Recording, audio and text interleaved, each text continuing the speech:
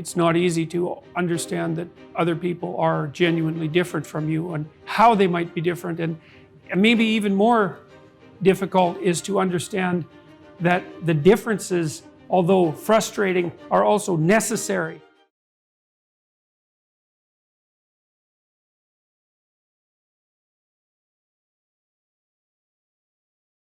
It isn't obvious to me that anyone wants to live a meaningless existence. I don't think you can live a meaningless existence without becoming corrupted, because the pain of existence will corrupt you without a saving meaning. And it also seems to me that you can sell the story that meaning is to be found in responsibility. When I've tried to sell that story to myself, I seem to buy it, and when I've tried to communicate it with other people, it renders them silent, large crowds of people silent. And that's strange, because I'm not sure why that is. It's perhaps because the connection between responsibility and meaning had never been made in that explicitly somehow. Because meaning gets contaminated with happiness or something like that. But it's to be found in responsibility. And then you could say, well, there isn't any responsibility that's more compelling than trying to aid things in the manifestation of their divine form. That should be an adventure that could be sold. And I don't know why the church can't do it. I don't understand that. And because it seems to me that that's something that I've done, at least in part. And that accounts for the strange popularity of the biblical lectures in particular. Yeah. But I've also, and I do believe that. I do believe that the right striving is to attempt with all your heart to encourage things to develop along that, towards that divine goal. Like, what else would you possibly do? Once you think that through, it's like, you're always aiming at something that's better, or you wouldn't be aiming. You're always moving towards something that's better, or you wouldn't be moving. So then why wouldn't you move towards the greatest good? Yeah. Well, it's because it's terrifying, I suppose, in part. But then I've tried to put that into practice in my life, and it's tearing me into pieces. Yeah. I asked you to define love, and I'm going to define it on my terms now. Please. And that is the best in me serving the best in you. And I think that's the deepest pleasure. That's the deepest and most lasting pleasure, and it is the most fundamental motivation. It's the inexhaustible source, because if I can do that, whenever I do that, I feel that I'm being properly. Well, and there's nothing better than that. And you can extend that to the world, to situations, places. Well, I think that's what you're supposed to do by accepting the proposition that God is love. I mean, it's God is love and God is logos. Those are both there. So then the question, to some degree, is the rank order of the two. And I would say God is truth within love. And that's the animating spirit of mankind. And that's a way different claim than the one the atheists are going after, by the way. Yeah. Because think about it, everyone. Is truth in the service of love not the best animating spirit of mankind when it isn't pursuing an aberration? We can all ask ourselves that question. I think that's a good question to ask. I think, Thank you, John. No, what I mean is I think it reorients us to the We can put that on a T-shirt. Is truth in the service of love a good question? I guess I see them as more. I see them as more interpenetrating. I want to make a stronger relationship between them than just a relationship of service. I mean, this is how about her, man? Yeah, this is why I like the term realization. That love is a way of affording realization, and the deepest knowing we have of reality is in realization. That's what if I had to. Okay, so it seems to me. Okay, so I'll make an appendage to my claim. Right.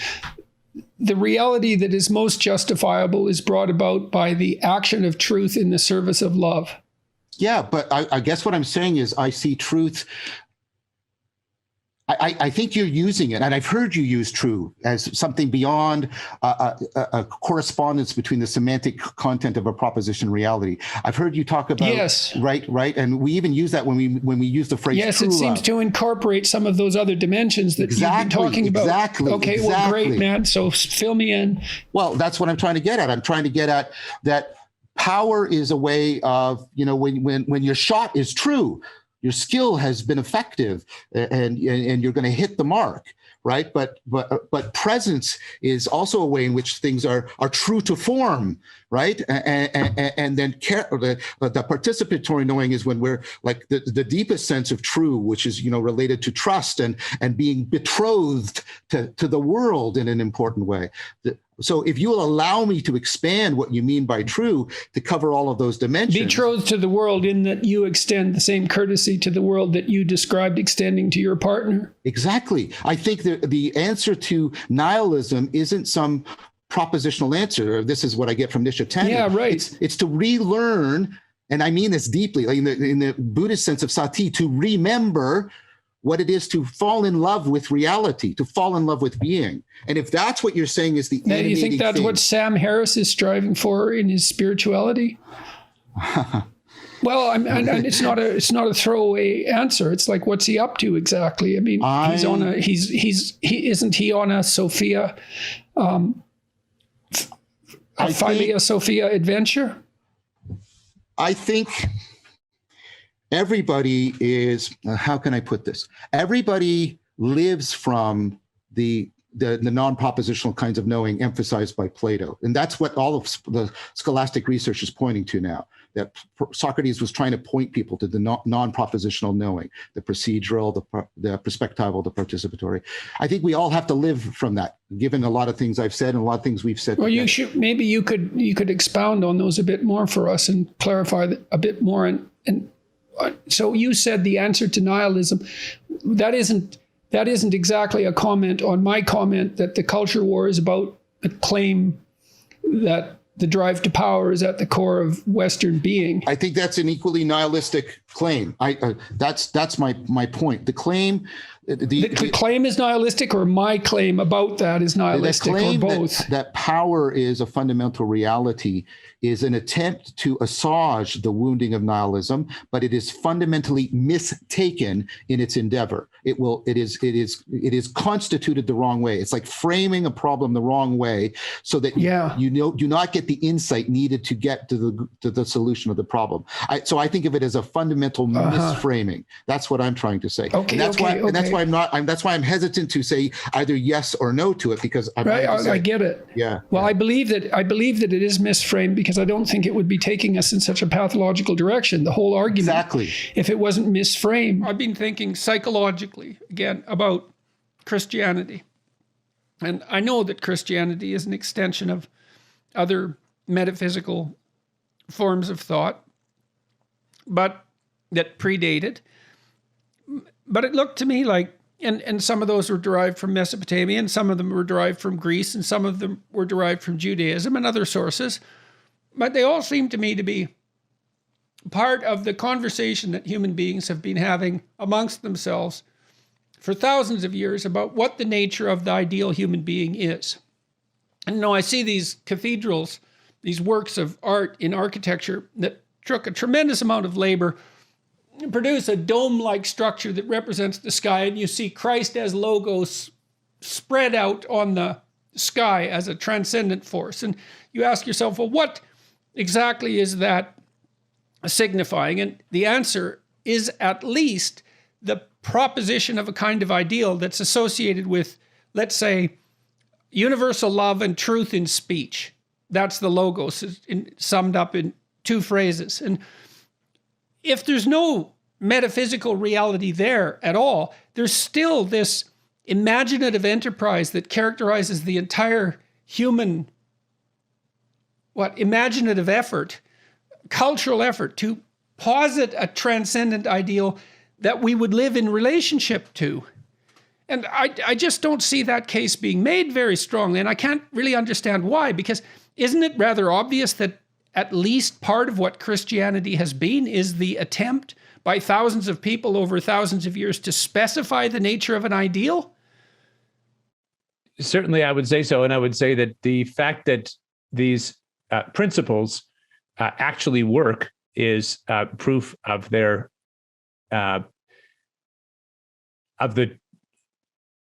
proof of there being true accounts of what the nature of the real is.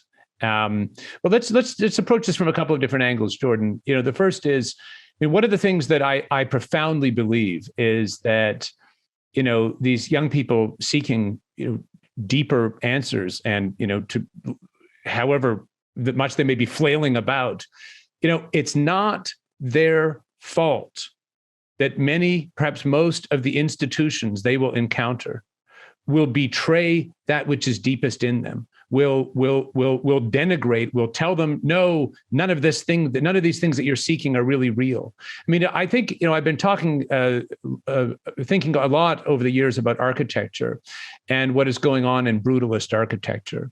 And it really does seem to me that in brutalist architecture, to live in relation to brutalist architecture, it is as if you had a parent that said, you're nothing. You're nothing. You'll never amount to any. I mean, of course, there are terrible to say people actually, there are people in these situations who live with such dysfunctional lack of love and antagonism. This is the way that the home life that some people terribly have. But I'm using this as an example because I think what brutalist architecture does is it declares to the whole world and to you that there is no truth. There is no beauty. You are nothing. Accept it. It's just a concrete annihilating force. And you see this culture of repudiation. I mean, here in not here, you're in Canada, I'm in the States, in Savannah now, but the Chateau Laurier, I think I misspoke recently, called it the Frontenac, which is in Quebec, but in Ottawa, the Chateau Laurier, there's been a desire to expand this sort of beautiful sort of neo-Gothic building. And it went through 6 rounds of approval to finally to make a set of plans that would meet the local architectural or review board, whatever it was. And I thought, well, it can't be that bad. It's gone through that. And I mean, this structure is abhorrent. It looks like a cross between a Verizon server farm and an American penitentiary. I mean, it is just it is a declaration that there is no higher order. In Edinburgh, they're tearing all those out. Edinburgh is an unbelievably beautiful city. The whole central mile of it, square mile essentially, is a UNESCO World Heritage Site, and it's marred by random placements of 1970s brutalist architecture, and they're just horrible. It's complete lack of regard for the architectural context, and they're all being torn out and replaced, thank God. So, well, this architectural idea, so back to the cathedral, what's really interesting about a cathedral with, let's say, Christ as Pantocrator on the ceiling is spread against the ceiling, is that it's not the state that's portrayed up there, right? It's not a map of the country. It's not even a map of the world. It's not a geographical locale or a political institution. It's the transcendent individual. And it's just not obvious to me. It seems obvious to me that that's correct. That if it isn't the transcendent individual, then it becomes the state. And as soon as the transcendent becomes the state, then we have a catastrophe. And I don't see any difference between the insistence that our identity is predicated on our group membership. I don't see any real difference between that and the insistence that we're just handmaidens of the state. It's a totalitarian insistence. And I think part of that too is maybe, I learned from Jung that as soon as you posit an ideal, you also specify a judge. And the higher the ideal, the more severe the judgment because of your distance from the ideal. And so part of what we're seeing too might be a rebellion against the awful requirements of that ideal. But that doesn't justify the rebellion. Because if it's really the ideal, then if you don't act it out, you fail to act it out at your peril. And then we need to have a serious conversation about the metaphysical, about the practical implications of the idea of this ideal. I mean, if we've had this conversation about the transcendent individual as the ideal against which we should all be judged and to which we should strive to emulate. Is there any relationship between that ideal and the structure of reality itself? Because that's the $100 question, so to speak. We have a human ideal, and you could say merely psychologically, maybe even merely biologically, that's something we originated, that's part of our biological nature, that's expressed in this ideal, and it's nothing more than that. But you could also say, well, perhaps it is something more than that. Perhaps it's reflective of the structure of being itself. I mean, it depends on our position in the cosmos. We are self-conscious. We are that which reflects being itself, or perhaps even makes it possible. It's not that obvious what our role is. It might not be so trivial, despite our mortality.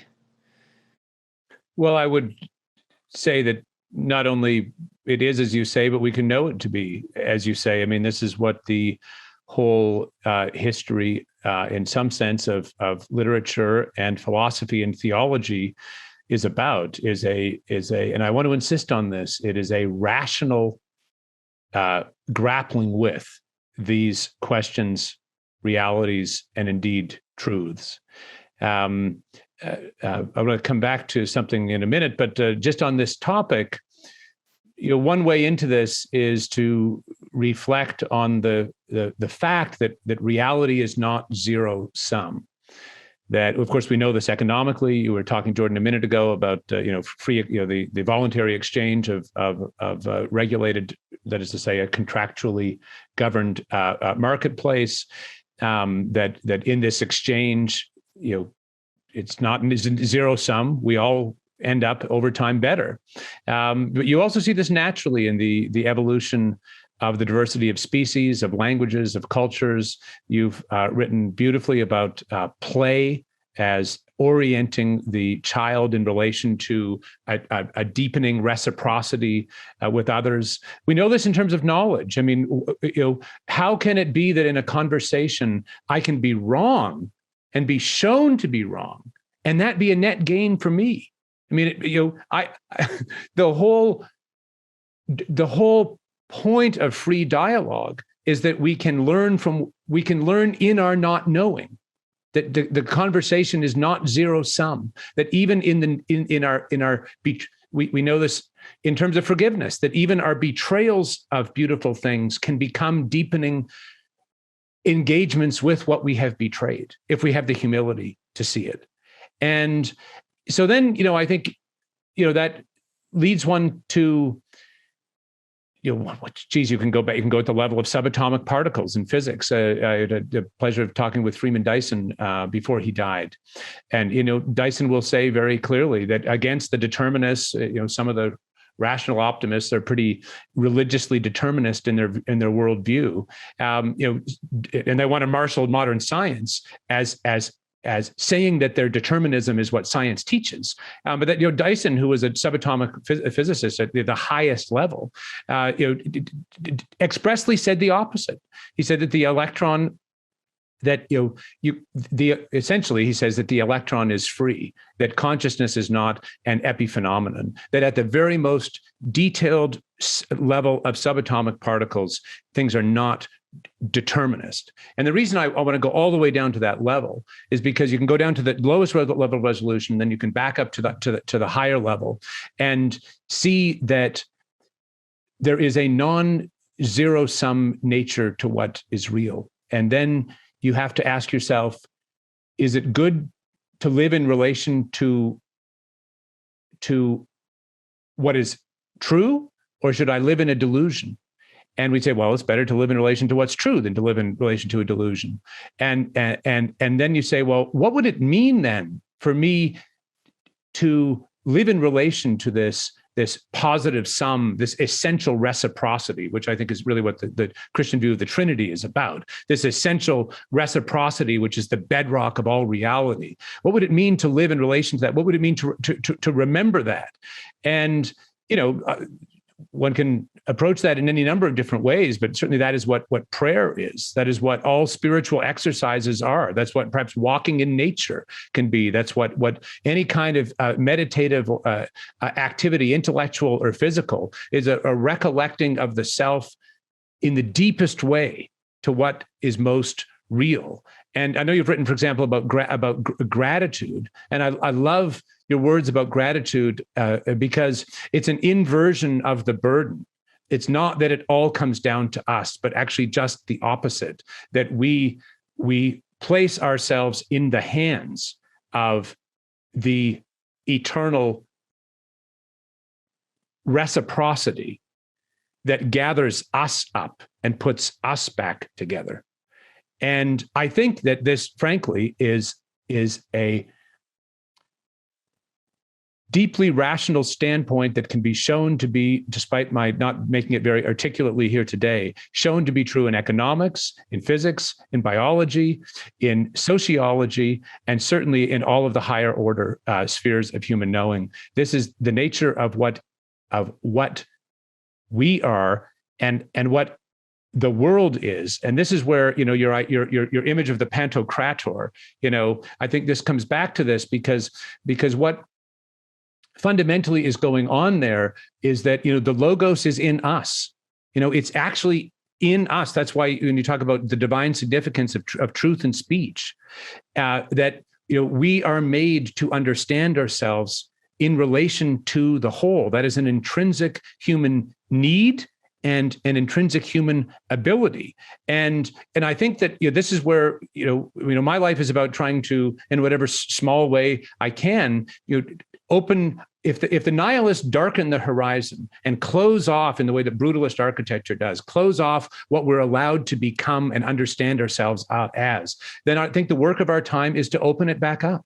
And that is really what the humanities are fundamentally about. You can go back to, one of the things I despise about the current structure of the academy is it acts as though, these things are just for the few. But, you think about, Homer. I mean, Homer was the mode of educating the Greeks for, 1,000 years. The Pantheon was right there on the highest hill where everyone could see it. Same with Gothic architecture. J.S. Bach, perhaps the greatest musician who ever lived, was a parish church musician. Anyone, I presume, could walk in the doors and listen to his cantatas. I mean, Dickens, when Dickens wrote, I've heard recently, people would line the docks to wait to see what was the next installment of Dickens. And so what I think, most fundamentally is that the antidote to the spiritual crisis, civilizational, cultural crisis we're living in is really fundamentally simple in it. At least it's what we can state it as, and that is to open the horizon again, to turn the lights back on. And what that means is to turn them on so that individuals can better come to understand themselves in relation to these higher order realities in the image of which they are made and in relation to which their fundamental realization essentially depends. So there's critiques of, let's say, thought in relationship to the ideal, the Freudian critique of religious structure, that it's infantile. And perhaps that's a consequence of the hypothesis of the divine afterlife that awaits us all. Freud regarded that as an infantile response to the reality of death. And then there's the Marxist criticism that religion only serves power and it's the opiate of the masses. But it's striking to me how poorly the alternative position has been defended, given its unbelievable power. I mean, look, we all seem to recognize within ourselves that we have moral culpability, as far as I can tell, because I've never met anyone who hasn't tortured themselves to a tremendous degree as a consequence of their own perceived inadequacies in relationship to the ideal. I see that people take the deepest pleasure that's possible in life in the facilitation of the development of others. I don't believe that.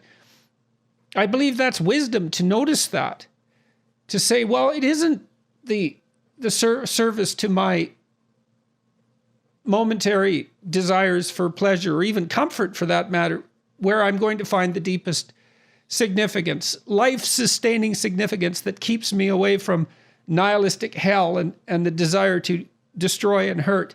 It's going to be something like service to the greater good, and primarily in the form of, well, other people in their longest possible term interests, and that we have not only a divine responsibility to do that, but a divine capacity to do that, that if not manifested, cripples us spiritually and physically, for that matter. And I mean, the ultimate significance of that remains unknowable, but I don't see any logical flaws in the proposition. I mean, I looked at the manner in which the Mesopotamians built their savior, Marduk. Marduk has eyes all the way around his head, and he speaks magic words. The cosmos comes into being and disappears as a consequence of his utterances. And like, there's this sense emerging in Mesopotamia as the consequence of the aggregation of all these cultures that the highest order being is extraordinarily attentive, hence the all-encircling eyes, and is capable of the deepest and most profound speech. And that's not a realization that's in any means trivial. The Mesopotamians had wars between all of their representations of their gods.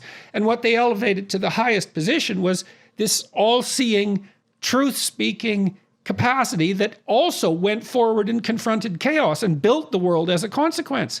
And the influence of that set of ideas, or the derivation from the same set of ideas for the Jewish conception of Yahweh, is quite clear. And you see the same thing emerging in Greece with the building of a pantheon of gods and the proposition that something occupies the apex, something Apollonian or something of that nature. And then you see that revolution take place with the dawn of Christianity and the insistence that there's something fundamental about consciousness and spoken and the spoken truth that is constitutive of reality. And you ask yourself, well, do you believe that? And the answer is, well, you treat people like you believe that because you hold them responsible for the consequences of their utterances, and you judge their character on the basis of what they say, and on whether or not they act out what they say. And so we hold each other to these standards with everything that we do, and we berate ourselves when we don't live up to them. And I don't understand how it is that we can be said not to believe it. Now, there's the dogmatic element, the hypothesis, for example, that Christ is literally the Son of God. And I mean, my knowledge runs out very, very rapidly when speculating about such things, but it certainly seems to me that Christianity has at least been a very long conversation about what the nature of the good is, and that's spilled out into the humanities and underlies our culture, and that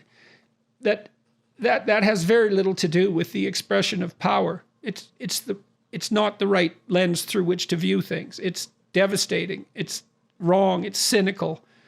And I think it appeals to envy and the desire to tear down. Well, I think that two things I would say just very quickly, Jordan. The first is that we have immense resources in our own past and in the past of every culture. I mean, one of the things I love about your work is how syncretistic it is. Here you've moved in the last 5 minutes. Moved from Marduk to and the Pantocrator to the Greeks, and good on you for doing it. I mean, that's I think I want to say that. You say people have not been good at making the counter argument. You've been very, very good at making the counter argument, and the millions of people who've had their lives touched and ennobled and deepened by taking seriously the things you point towards are proof of that. I think relative to our spiritual, cultural crisis, we should not pretend that we don't have resources. I mean, it's as if the situation is if you were to give young people the challenge of building something beautiful, and if you were to say, well, you're absolutely not allowed to look at or have any knowledge of any previous building, well, the results are not going to be very good. But as soon as you say, and you can go back to Palladio and Vitruvius and look at all these models and discover all of the things that they give you, I mean, the results will be amazing. And so I want to drive towards a kind of optimism, not rooted in kind of silly blindness about the depth of our problems, but rather in the nature of what is most real, and the whole treasure house of tools. It's like we have these spotlights from the past to help us understand ourselves and the world around us, in philosophy and religion and literature, in architecture and in art and painting and music. I mean, for God's sakes, I mean, we've got an unspeakable treasure house here, and it may be that as we dig into that, we see that we uncover ourselves more and understand ourselves more adequately. I want to one example. For example, I think one thing that I live in a very beautiful city in historic Savannah, and I live on the edge of a just absolutely stunning civic space park called Forsyth Park. I hope you can come and see it someday. There's a beautiful fountain in the middle of it, and it has these oak trees, these live oaks that were planted by people long dead now. These oaks of 1 to 2 to even 300 years old. And I not infrequently see young couples coming to stand in front of one of the biggest oak inside the park proper to get married. They stand there with the justice of the peace and exchange simple vows. And I think we have to ask ourselves, what in the hell is going on there? And it seems to me, very beautiful, and in a way very simple. It's that they wish that their vows, they're aspiring to be to each other in some way as the oak tree, as able to live up to the love that they are called to. And they want to instantiate that by that's why they return to the garden and the tree in the center. Yes. And act out Adam and Eve. Yes. Reborn. Yes. The incorporation of the host is the embodiment. It's the incarnation of Christ within. That's what it's acting out. That's the idea. I mean, in some sense, it's the consumption of the saving element, but the saving element is actually a mode of being. And this isn't hit home. It's like, look what the church demands everything of you. Yeah. Absolutely everything. And the reason that people are leaving is because that adventure isn't being put before them. Yes. It's like, look, you can have your cars and your money and all of that, but that's nothing compared to the adventure that you could be going on. Yes, I wish you'd preach to our people, because I think you're absolutely right about that. The language we'd use is be a saint. That's the ordinary goal of every baptized person, is to be a saint. A saint means someone who's holy or utterly conformed to Christ. Now, press that. To be conformed to Christ means you're willing to go into the dysfunction of the world, to bear its pain, and to bear to it the ever greater divine mercy and love. Now fill in the blank. Francis of Assisi. Mother Teresa, maybe in our time, like when we were younger, if someone said, well, who's a living saint? We all would have said Mother Teresa. Well, what did she do? She went into the worst slum in the world. I've been there. And she bore the suffering of the world, literally picking up the dying and bearing their disease and bearing their psychological suffering. And she took on herself the wounds of Jesus. But then think of the smile of Mother Teresa. She brought to that place the ever greater, more superabundant mercy of Christ. That's being a saint. And you're dead right. I think we're not sufficiently calling our people to that kind of heroic. I can tell you one thing I've experienced. And this is really something to see. I spoke in about 150 cities sequentially with a day or two in between. And to large audiences, 3,000 to 10,000 all the time, something like that. And I always paid attention to the audience singly, because I was always talking to one person at a time, but also en masse, to hear Because if the words are landing in the right place and hypothetically emanating from the proper source, then there's silence. And sometimes that silence can be dramatic. And that's why people say, well, you could have heard a pin drop. It's no one's moving because their attention is 100% gripped by whatever just happened. And one thing that reliably elicited that was the proposition that the meaning that sustains you and protects you from corruption during suffering is to be found in responsibility. And people that And I thought part of the reason that produced silence was because no one says that now. They say happiness, or they say rights, or they say privileges, or they say reward, or something like that. They don't say pick up the heaviest load you can carry, or care for that matter, and stumble forward. And I've seen people cut those ideas and put them on T-shirts and play with them, and so. It's not that the church is asking too little of its people. I'm recommending that we remember that meaning in life, and this is also something I'm doing empirical work on, right? That meaning in life is mostly bound, right, at the non-propositional level, and it does feed into things like sacredness. I think reverence is the proper virtue of awe. Reverence is the virtue that helps us appropriate. Well, reverence means it is hold in ritual, is hold as a marker or as a pointer for ritual emulation. I think reverence, that's embodiment. That's the pulling in of that personality into the self. I think that's right, but I think awe is really interesting because you can measure this. Awe is one of the few instances where people's sense of self and egocentrism is shrunk, but they find it a positive experience and they want it to continue. Right. Well, that's what we experience in relationship to our current ego when we hypothesize our ideal as well. I think that's right, and that goes to. Those are the same things because awe is the ideal. Awe is our unconscious ideal capturing us. Think about it. It's the spirit within. So imagine this. You already admitted, so to speak, that we're, canonic representations of the central animating spirit of the ages.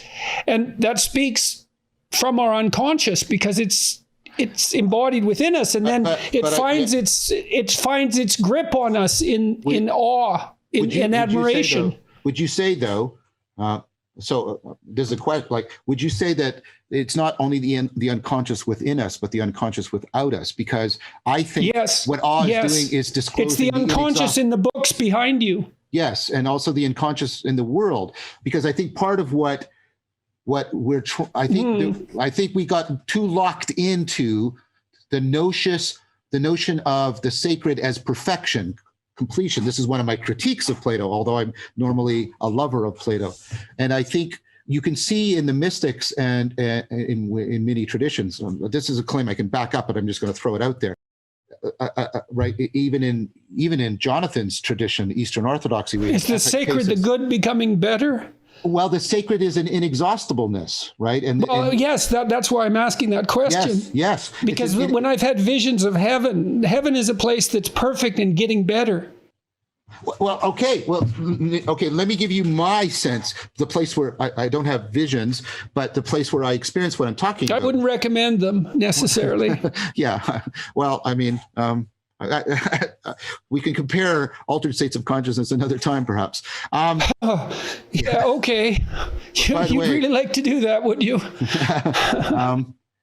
Well, let me just finish the point I was making. So for me... Go on, before on to another universe, you mean? Yeah. See, for me, I tell people that Plato is sacred, which does not mean I can't question him.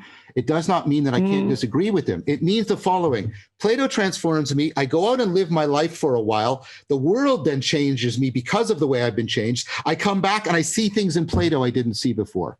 And then I go back to the world. The thing is, the Bible does that for people. Yes, and that's why the Bible is sacred. And what Plato, I think, argues, and what Taoism argues, and I think Christianity argues, where There's also the book of nature. There's always the two books of Revelation. You can actually experience that with respect to nature. I don't particularly like that term, but you can experience that with, right, where the world I think introverts do that in particular. That's a hypothesis of mine. I don't have evidence for it, but I've noticed my introverted clients need to be renewed by nature. When I've tried to reduce this, I mean, that experience of awe. So we went to a whole conference on that. So if you see someone that you really admire, that shades into awe. And you can see that in the effect that celebrities have on the public. It can be paralyzing. So the admiration, there's a continuum between admiration and awe. And then you can easily make the case, I think, that admiration is the felt sense of the instinct to imitate. So you see children, maybe they'll hero worship someone, and then they'll imitate them, they'll copy them. They find someone who's in that zone of proximal development, and they start to copy them. Or they'll take on the identity of a hero or heroine in a movie. My little granddaughter, who's 3, for a year now, literally a year, she has 2 names, Scarlett and Ellie, Elizabeth. And we kind of call her one or the other. And if you ask her, is she Scarlett? She'll say yes. Is she Ellie? Yes. Is she Pocahontas? Yes. Is she Scarlett, Ellie, or Pocahontas? Pocahontas. 1 year. Now, she watched that Disney movie over and over, and she has a Pocahontas doll. But she's picked that figure, and that's quasi-mythological figure, obviously, not a historical figure. She's picked that as her identity.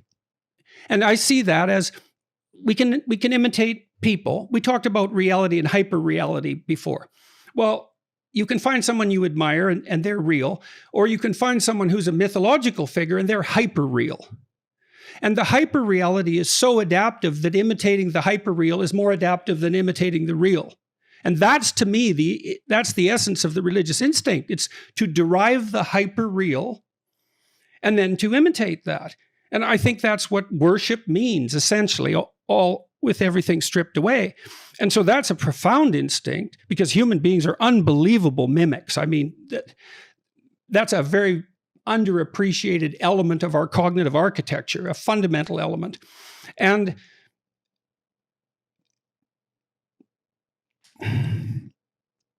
that instinct to admire and experience awe facilitates that mimicry, and that increases the probability of the manifestation of complex adaptive behavior. Okay, so, and then what that makes of the religious domain something real, as far as I'm concerned, even real from the biological sense. But that deepens the mystery of the involvement of the psychedelics in that. Like, are they parasitizing that? Or are they, like, cocaine hyperstimulates the psychomotor stimulant system? Well, does psychedelics hyperstimulate the imitation awe system? And is that an illusion, or is it in fact a revelation of something deeper? To circle back to the ontological question. So just recently I listened to a lecture that Francis Collins gave. Now, so Francis Collins, you may recognize, is director of the National Institutes on Health, and he was also the director of the Human Genome Project. You know, so he's as strongly credentialed a scientist as one can have, and yet he's a absolutely confirmed Christian. And so he was giving a lecture on the reconciliation of, I think he called it harmonization of a scientific and religious worldview. But he was laying out his arguments for the existence of God. And one of them is what would be his claim, and it's an interesting claim, and you could argue it, but the existence of moral law, that there is an absolute moral law. Well, look, I looked at Jack Panksepp's work, and he shows that you see complex morality emerge in rats in iterated play, which is a crucial issue, right? What pattern of behavior is sustainably optimal across repeated social interactions. Well, you hear all these postmodern critiques say of hierarchical structure because of its predication on power. I think no. Corrupt hierarchies are predicated on power. Functional hierarchies are predicated on reciprocity, on productive reciprocity. I was talking to this Jocko Willink, who was the commander of Fallujah in the 20 years ago, and he's a real warrior type, like a real intimidating person physically and mentally, for that matter. He talked about his Navy SEAL training, and he said, well, we were taught, it was pounded into us to have the back of the guy next to us. It wasn't like every powerful clambering ape for himself. Not at all. In these intensely competitive hierarchies, which would be, you'd think, as pure a manifestation of the power motive as would be possible, power is not the guiding ethos. And he said quite clearly, no, your men won't attend to you unless it's reciprocal. They have to know you have their backs. And he made also a very sophisticated case for the development of verbal intelligence and the ability to communicate in strategizing and also in taking care of your team. And so I don't believe that. So what am I getting at in relationship to your last point? This religious, this emergent ethic, this natural law. Okay, so imagine now, hierarchies are organized around an ethical principle if they're to be stable and productive across long spans of time. And that pattern emerges cross-culturally. It's reciprocal productivity, something like that. There's more to it than that.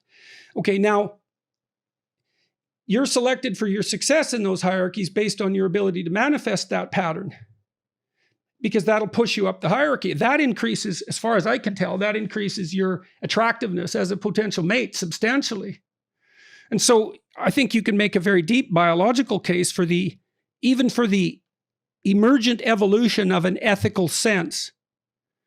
And I think that does speak to people in the voice of their conscience.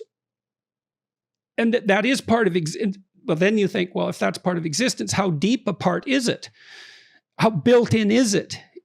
And and that, I suppose, depends to some degree on how crucial consciousness is to being.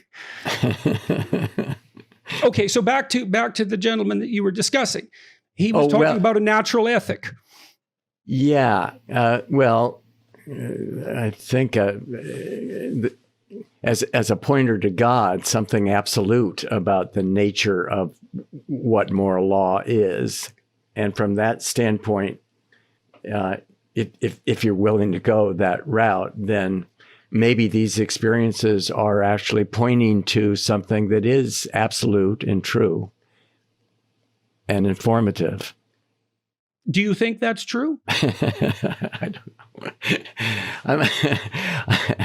I'm a scientist. Look, it's fine to be investigating it. I don't want to pin you down. No, let's see.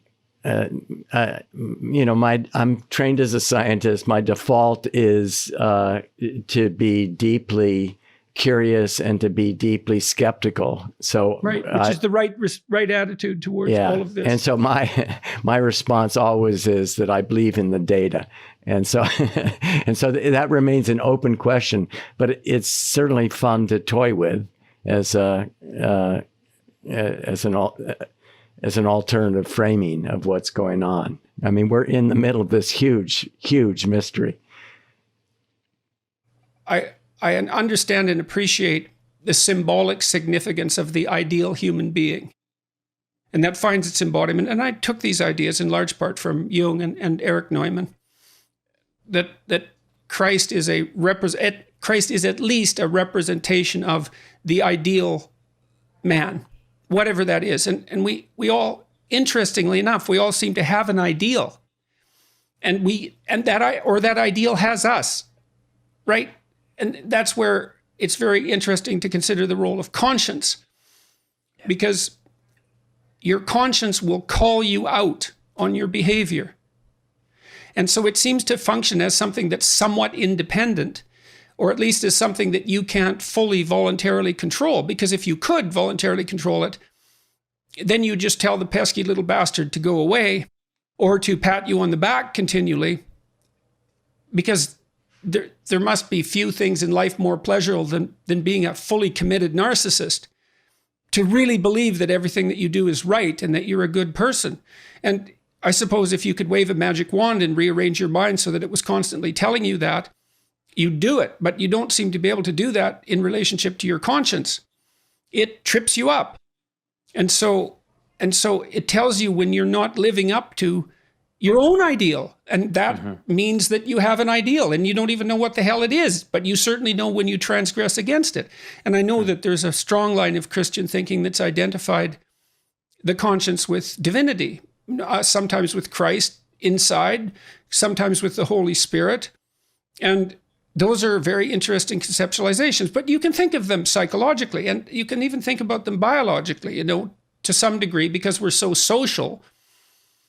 If we don't manifest an appropriate moral reciprocity, we're going to become alienated from our fellows, and we won't survive, and we'll suffer and die, and we certainly won't find a partner and have children successfully. And so, to some degree, the conscience can be viewed as the voice of reciprocal society within, and that's a perfectly reasonable biological explanation. But the thing is the deeper you go into biology, the more it shades into something that appears to be religious, because you start analyzing the fundamental structure of the psyche itself, and it becomes something. Well, it becomes something with a power that transcends your ability to resist it. So you can think about Christ from a psychological perspective, and my critic, this particular critic that I've been reading, said, well, that doesn't differentiate Christ much from a whole sequence of dying and resurrecting mythological gods. And of course, people have made that claim in comparative religion. Joseph Campbell did that, and Jung to a lesser degree, I would say, but Campbell did that. But the difference, and C.S. Lewis pointed this out as well, the difference between those mythological gods and Christ was that there's a historical representation of his existence as well. Now, you can debate whether or not that's genuine. You can debate about whether or not he actually lived and whether there's credible objective evidence for that, but it doesn't matter in some sense, because it does, but there's a sense in which it doesn't matter, because there's still a historical story. And so what you have in the figure of Christ is an actual person who actually lived, plus a myth. And in some sense, Christ is the union of those two things. The problem is I probably believe that, but I don't know. I'm amazed at my own belief, and I don't understand it. Because I've seen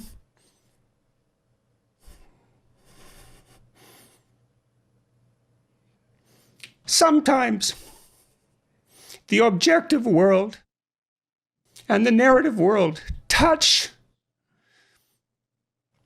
That's Jungian synchronicity. Yeah. And I've seen that many times in my own life. And so in some sense, I believe it's undeniable. We have a narrative sense of the world. For me, that's been the world of morality. That's the world that tells us how to act. It's real. We treat it like it's real. It's not the objective world. But the narrative and the objective world touch. And the ultimate example of that, in principle, is supposed to be Christ. But I don't know that seems to me oddly plausible. Yeah. But I still don't know what to make of it. Partly because it's too terrifying a reality to fully believe. I don't even know what would happen to you if you fully believed it. This critic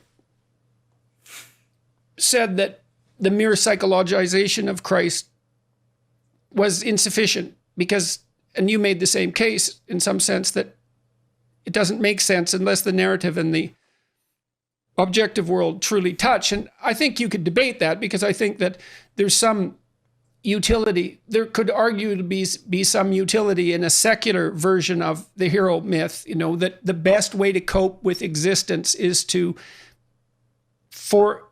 to tell the truth and to face what you don't know forthrightly. And that will enable you to orient yourself within our finite and bounded existence that ends with our death more properly, more accurately, more advisedly than any other route. I've seen people from Orthodox priests to, the most Protestant you can imagine, recognize in the way that you represent reality something that has value, because you are manifesting that pattern. Like what you're saying is true. But I think that if we take seriously the relationship between attention, psyche, and the way the world reveals itself to us, then it scales up. It scales up after that. It jumps up a level, and it also scales up in terms of, because one of the things that you talk about, like looking up to the star and looking up to the highest thing you can look at, and then aiming towards that. Once again, one of the things that does is that the first thing you do is actually it's attention. The people won't like the word worship. It's a form of reverence, a form of veneration. You submit yourself to that aim. So it's not just that you see the aim and that you aim for it. You actually have to submit yourself to that which is to what you're aiming. And so that's sacrifice to it. Exactly. And you have to sacrifice to it. Mm-hmm. And so that's why, let's say, the religious version of this has to move towards the highest possible aim, and also one that we can do together. Because like the lower aims, like you could call them something like lower gods, let's say, or angels, or whatever you want to call them. Like these lower aims, they have value, but they're all fragmented. But for this to stack up, we need to be able to look towards the same image. We need to look towards the same aim, and that will bind us together. And so we don't also end up being just kind of individuals who have the weight of the world on our shoulders, but we're a communion of saints. We're a communion of people who are submitted to, aiming towards, worshiping the same point. Yeah, and I believe that that's necessary. And I've had some profound experiences, which I can't really relate here, that of the necessity for that community is that this, whatever our fundamental moral load is, immense though it is, crushing though it is even, requires the participation of others. So even if you were the perfect you would need other people to be along with you. It's a collective enterprise, even though it's an individualistic, even though it requires the perfection, it requires as much perfection as is possible at the individual level. That's not enough. There has to be that communal element as well. You need help. We all need help to aim as high. The highest aim requires communal endeavor. Yeah. And it's also because it actually is the way that everything works. It's like the chair aiming to be a chair is a constitutive of parts which are joined together towards a same goal, and therefore hold together as a being and manifest the chairness of the chair. And that's the same with you. You have all these thoughts, right? You have all these feelings, all these contradicting things inside you. And you need, by aiming up towards, I believe that the image of Christ, let's say, by aiming towards the image of Christ, you constitute your being into that being that's able to attend, to sacrifice, to love. And then that scales up with people. I agree. People well, together. And I think you are aiming, and this is something else I tried to point out to Sam. You're either aiming at Christ or something lesser. Yeah. Or if things get really out of hand, you're aiming at something opposite, and you don't want to be doing that. And this is a matter of definition in some sense, and it's actually not impossible to understand, is that you aim at something better, generally speaking. I mean, maybe you're out to cause pain, but forget about that. You aim at something better. You wouldn't do it unless it was better. In fact, it virtually defines better. The whole idea of better is predicated on the idea that there's an aim that's beyond you. And then the highest of those aims is the highest aim is the amalgamation of all higher aims. And that's a perfect mode of being. And that by definition, that's a psychological perspective again. That by definition is Christ. But then there seems to be something too convenient about C.S. Lewis's insistence that also had to manifest itself concretely in reality at one point in history. And I'm not like,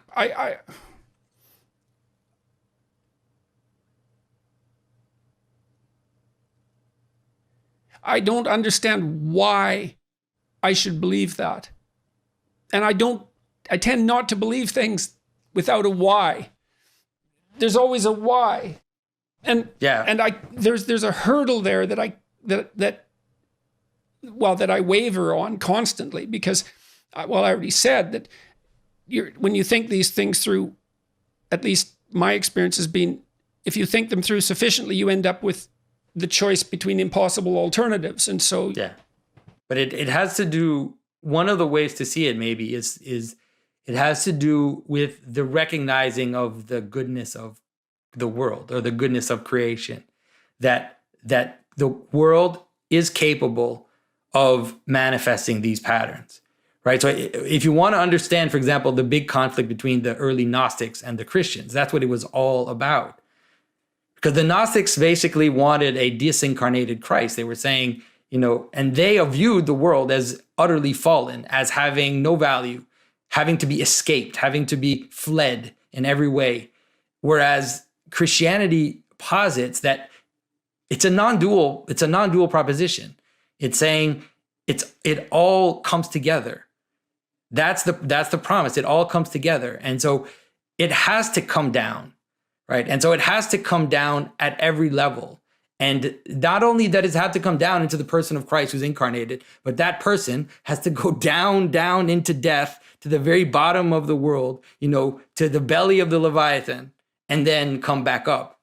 And so the whole world is declared as, once again, being capable of participating in this good. And so you could say, well, maybe it wasn't that one. Maybe it wasn't, it's like, why would it be that particular place where it happened? And it had to be some place. That's the story. I mean, there is no other story like that story that we have. And so once you recognize that this is part of the declaration that the world does embody these patterns, that it leads to this, it leads to this story of a man who embodied them absolutely, and is bringing us in him to also embody them in a way that will transform us. Like the ultimate goal of Orthodox vision of Christianity is theosis. It's to become God, through transformation and participation in God. So that's the final goal of everything, is to become participant in the divine. Where does your insistence that values are part of the structure of being, where does that find its limit? Because the classic limit of that is something like, in fact, the definition of the utmost place of value in some sense is almost indistinguishable from the claim that there is a God. And so a God is not the same as an engineering God. And I take enormous pains in the book. It costs me more than anything I've ever written to write the chapter called The Sense of the Sacred, in which I try to help people to a place where they can understand why people use this extraordinarily difficult word, God. It's not a satisfactory term, but it's the term we have to name an aspect of our experience that, if we don't name it, disappears from our lives. And that's not to say that there isn't something there that merits whatever we mean when we say divine. I mean, we haven't defined what we mean by divine, and we're back in the nets of language. We're trapped in the nets of language, as Schelling said. But what I'm suggesting is that, as Whitehead suggested, and come on, Whitehead was also the co-author with Russell of the Principia Mathematica. He wasn't a fantasist. He had this, I think, incredibly deep idea that whatever one likes to call the divinity, God, whatever, is the thing that the cosmos has relation with. Relation is at the core of being. I even argue that relation is prior to the relata, prior to the things that are related. That sounds nonsense. How can you relate? How can you have a relation if there isn't anything yet to relate? But there's a wonderful image called, in Indian mythology, called Indra's net, which covers the universe. And in it, the idea is that the filaments of the net exist before the net, before the crossing points, which are the things we see. And on those crossing points, there are little gems which reflect every other gem in the net. Now that would take a very long time to unpack, but perhaps it can set things going in people's minds. But the idea I have a gesture to the right hemisphere is that relation is prior to anything at all, really, and that therefore the whatever we mean by God and whatever we mean by the cosmos are in some sort of dynamic relation, which is an evolving one, in which the outcome is excitingly not known. If it were known, it would all be some horrible, possibly sadistic play by an almighty, all-knowing God. I mean, and look, I'm going to be talking to Rowan Williams shortly, but I don't want to go into all that I mean by that. I don't think God is omniscient and omnipotent, but I don't think he's not either. Just in the same way, I don't think he's green, and I don't think he's not green. I think the terms are wrong, but we can go there if we want, and later or another day. But the thing, what I'm really saying is that that God is discovering, becoming, unfulfilling whatever God is through the relationship, which classically in most religions is described as love, which is after all just like a form of gravity in the world of life and emotion, rather than just in the world of the so-called inanimate. So that therefore we are coming into being, God is coming into being, and we're necessary to one another's coming into being. It's not that God does a bit to us and then we do a bit back to God. It's like, I've read a very good book, I keep mentioning it, by a young microbiologist in America called Kriti Sharma, called Interdependence. And she argues very importantly that it's not just that, certainly it's not just that an animal or an organism molds its environment, nor is it just good enough to recognize that while an animal affects and shapes its environment, the environment shapes the animal or the organism, but that this is not a turn by turn process. It's not that the animal shapes the environment, which would then in its turn shapes the animal. It's an entirely simultaneous process of coming into being, of co-creation, if you like. Now, this idea of simultaneous coming into being is an ancient one, but I think it's a very deep one philosophically and a very important one. So that accounts for your objection to the idea of the omniscient determining God. Absolutely, absolutely, because the God has God would have no creation. Creation is not really just the unfolding of something that's already there. The idea of negative theology is you fundamentally, I wonder if this is like Jung's circumambulation. You fundamentally understand God by saying what God is not, but not, of course, randomly, right? What you're trying to do is... Oh, that's sort of like the God of the gaps. Well, no. Oh, sorry. No, don't apologize. We're friends talking. Well, I don't want to derail the conversation. So it's been like this, and it's been wonderful. It feels to me like doing Tai Chi. It's more of a recognition of not of the God of the gaps, but of a recognition how our categorical scheme is always inadequate. So, for example, is God an object? Well, no, that's wrong.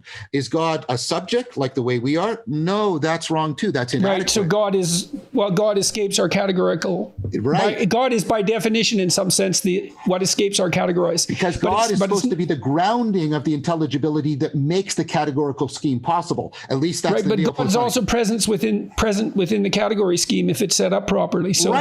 So the point about negative theology, that's why it's not just the God of the gaps. The point is to see within the category, that it's present within the categories, but it's not capturable within the categories. That's what you're trying to do. The reality supersedes the categories, which is why you're not supposed to make idols you're not supposed to make representations But of you God? can make icons to summon Jonathan back into the conversation one more time. You can make icons, right? And you got Jean-Luc Marien's distinction between the idol and the icon. What's the distinction? The distinction. The icon does not capture God. Right. That's exactly it. That's an artwork. So an artwork is an icon. Exactly. And a propaganda is an idol. Yes.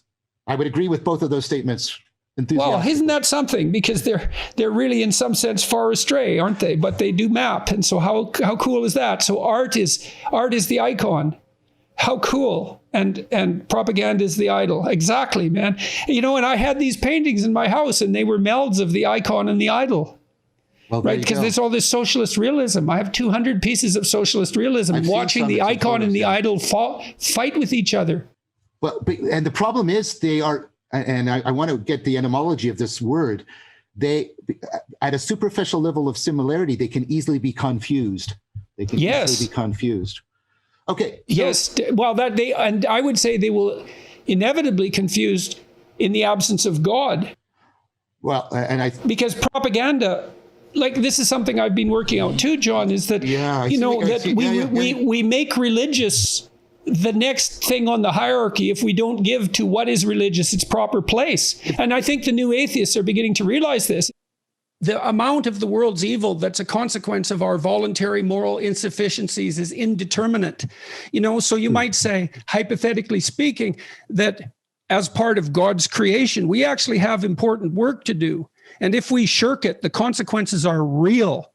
And you might say, well, that's just an apology for God. And perhaps that's the case. And perhaps there's no God at all. And so what the hell are we talking about? But I do think it's an important issue. I mean, your life is characterized by a stellar level of constant productive creativity.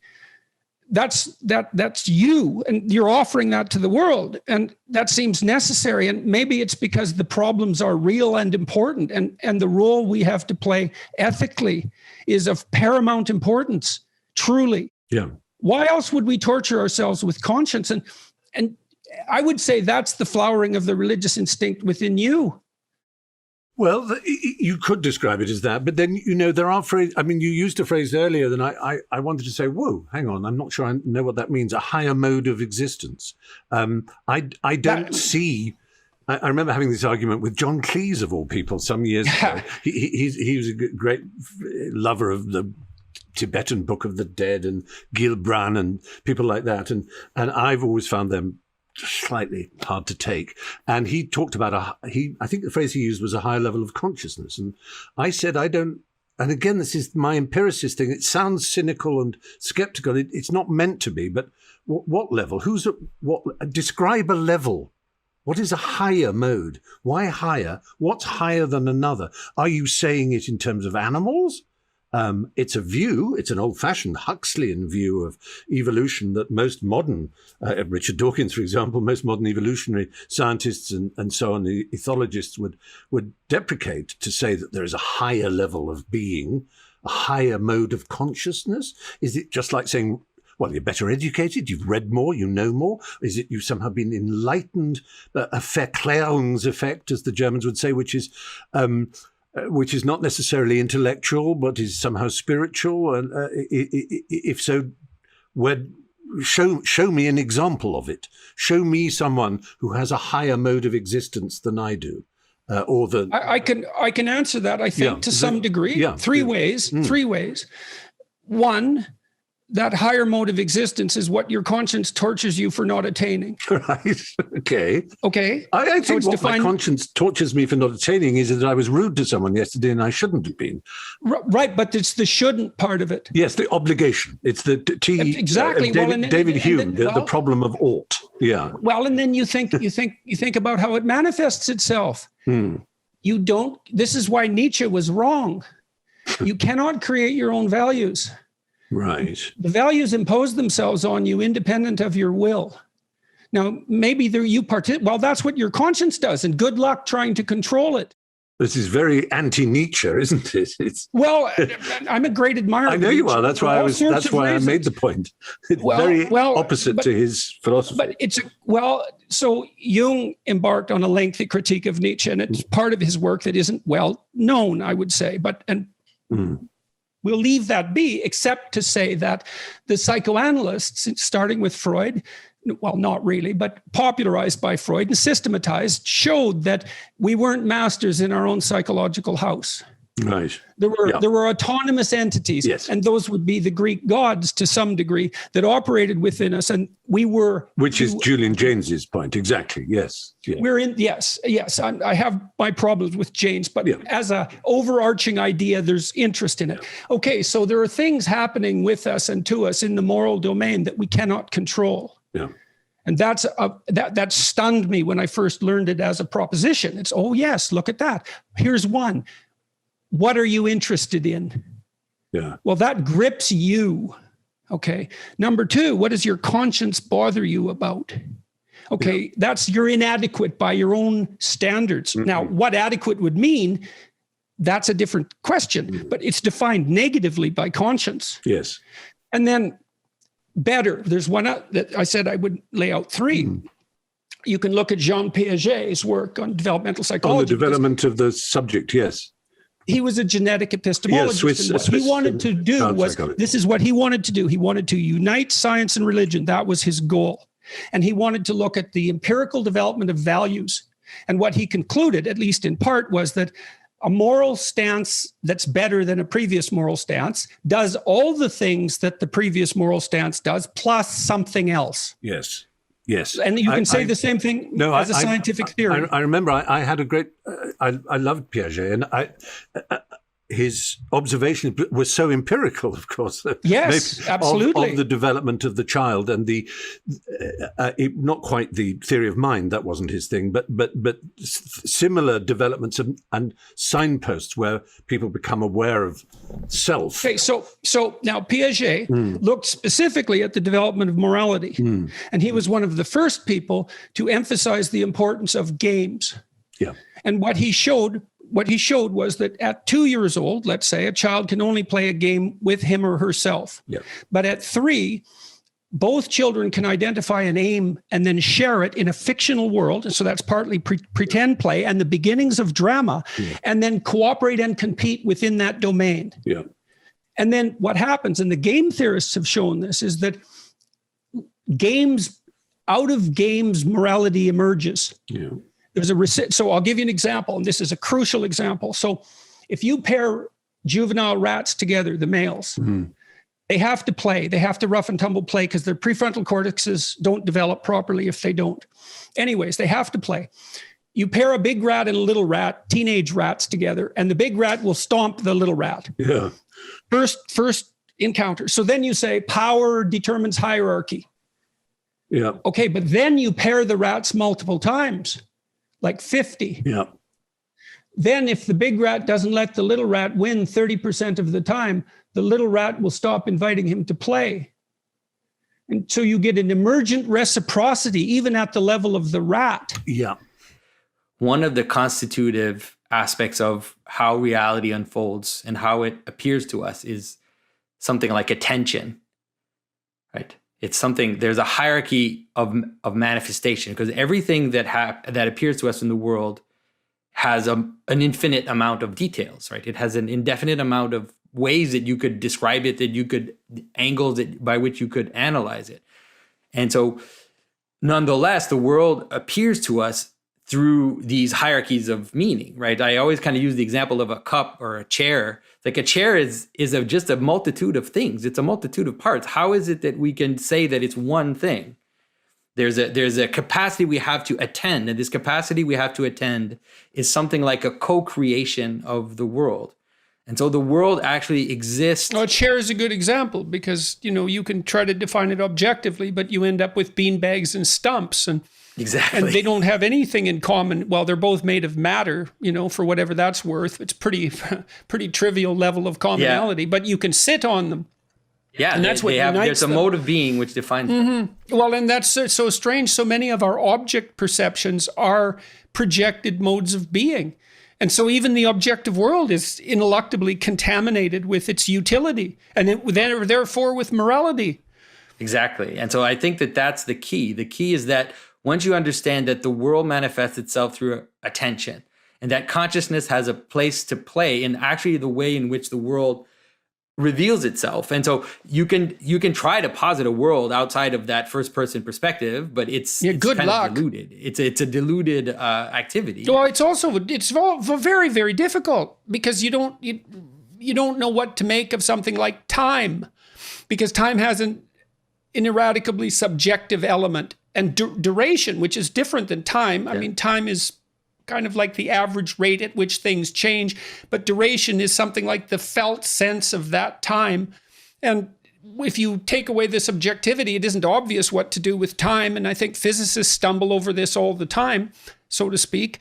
So, and this is something that this intermingling of value and fact was something that I never thought I made much traction with Harris, with Sam Harris.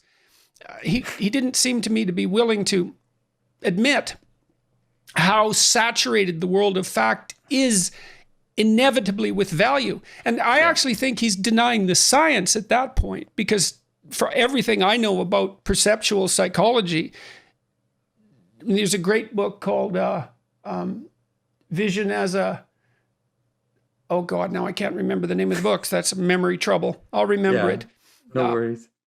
The idea is that if that is true, then there are certain things which come out of that. There are certain necessary things down the road from that insight, which is that attention plays a part in the way the world lays itself out.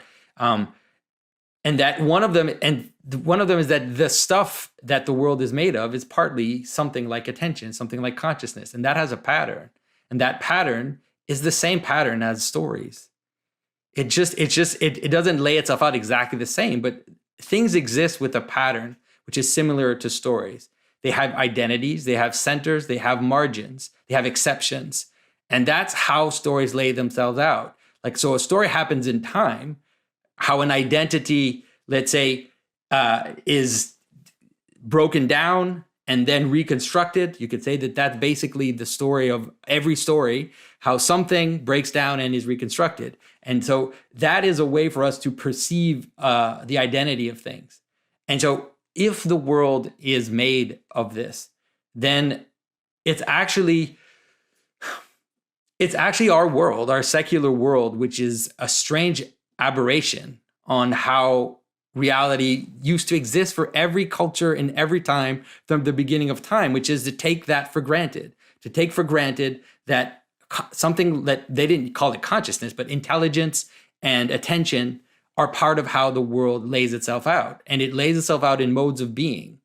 And one of the things that comes out of it is not only that, but like you said, it's not only that you have ideas, but it's that ideas have you, or that it's not only that you engage in modes of being, it's that modes of being have you. And that recognition means that the first level of attention to that looks something like worship. It looks like celebration. It looks like the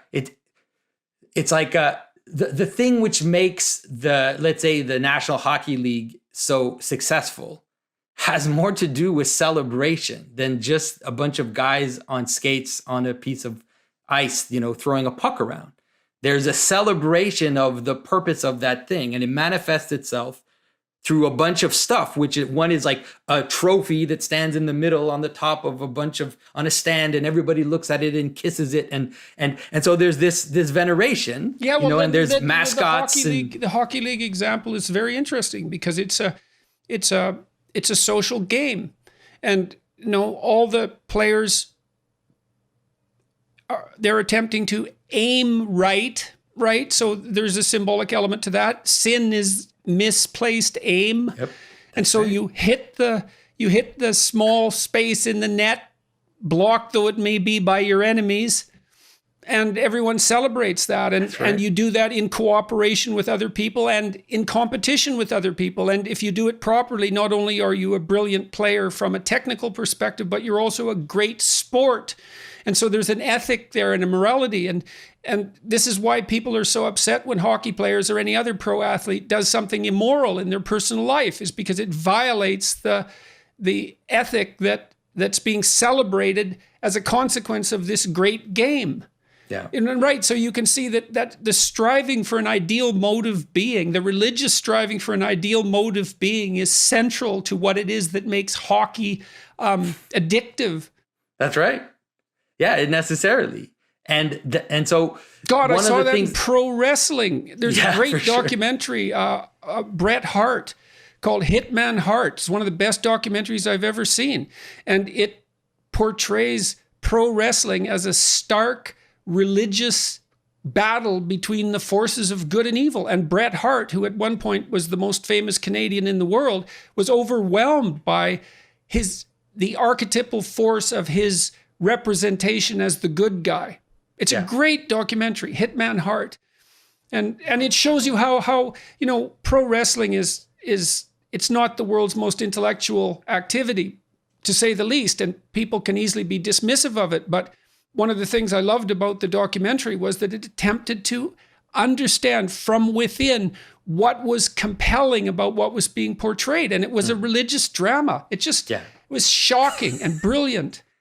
And so that is actually, there's an objective part of that there's an objective way in which these patterns kind of come together and manifest, let's say, higher and higher versions of this drama. And so the sports drama has a certain level, but it's limited to a certain extent because it still happens as a confrontation, let's say, between two irreducible sides. And so what happens in something like the story of Christ is that gets taken into one person. And so all the opposites become the king and the criminal, the highest. Even in the image of the cross, you have this image. And as Christ is being crucified, they're putting a sign above his head saying that he's the king. As Christ is being beaten, they're giving to him a crown. And so Christ joins together all the opposites. And so in his story, you see, if you're attentive to these patterns, you see the highest form of this pattern being played out. And one of the aspects that has to be there for it to be the most revealed or highest form is that it also has to include the world of manifestation. I mean, it can't just be a story. It has to be connected to the world. So that's why Christians insist on the fact that Jesus is not just a story, that he's an incarnated man, that he was incarnated. But I don't believe their insistence. I don't believe that, well, this is because it isn't obvious to me, and I think maybe I derived this criticism from Nietzsche, but people have asked me whether or not I believe in God, and I've answered in various ways. No, but I'm afraid he probably exists. That's one answer. No, but I'm terrified he might exist. That would be a truthful answer to some degree, or that I act as if God exists, which I think I do my best to do that. But then there's a real stumbling block there because there's no limit to what would happen if you acted like God existed. Yeah. You know what I mean? Because I believe that acting that out fully, I mean, maybe it's not reasonable to say to believers, you aren't sufficiently transformed for me to believe that you believe in God, or that you believe the story that you're telling me. You're not a sufficient. The way you live isn't sufficient testament to the truth. And that's people would certainly say that, let's say, about the Catholic Church, or at least the way that it's been portrayed, is that with all the sexual corruption, for example, it's like, really, you believe that the Son of God, that Jesus Christ was the Son of God, and yet you act that way, and I'm supposed to buy your belief.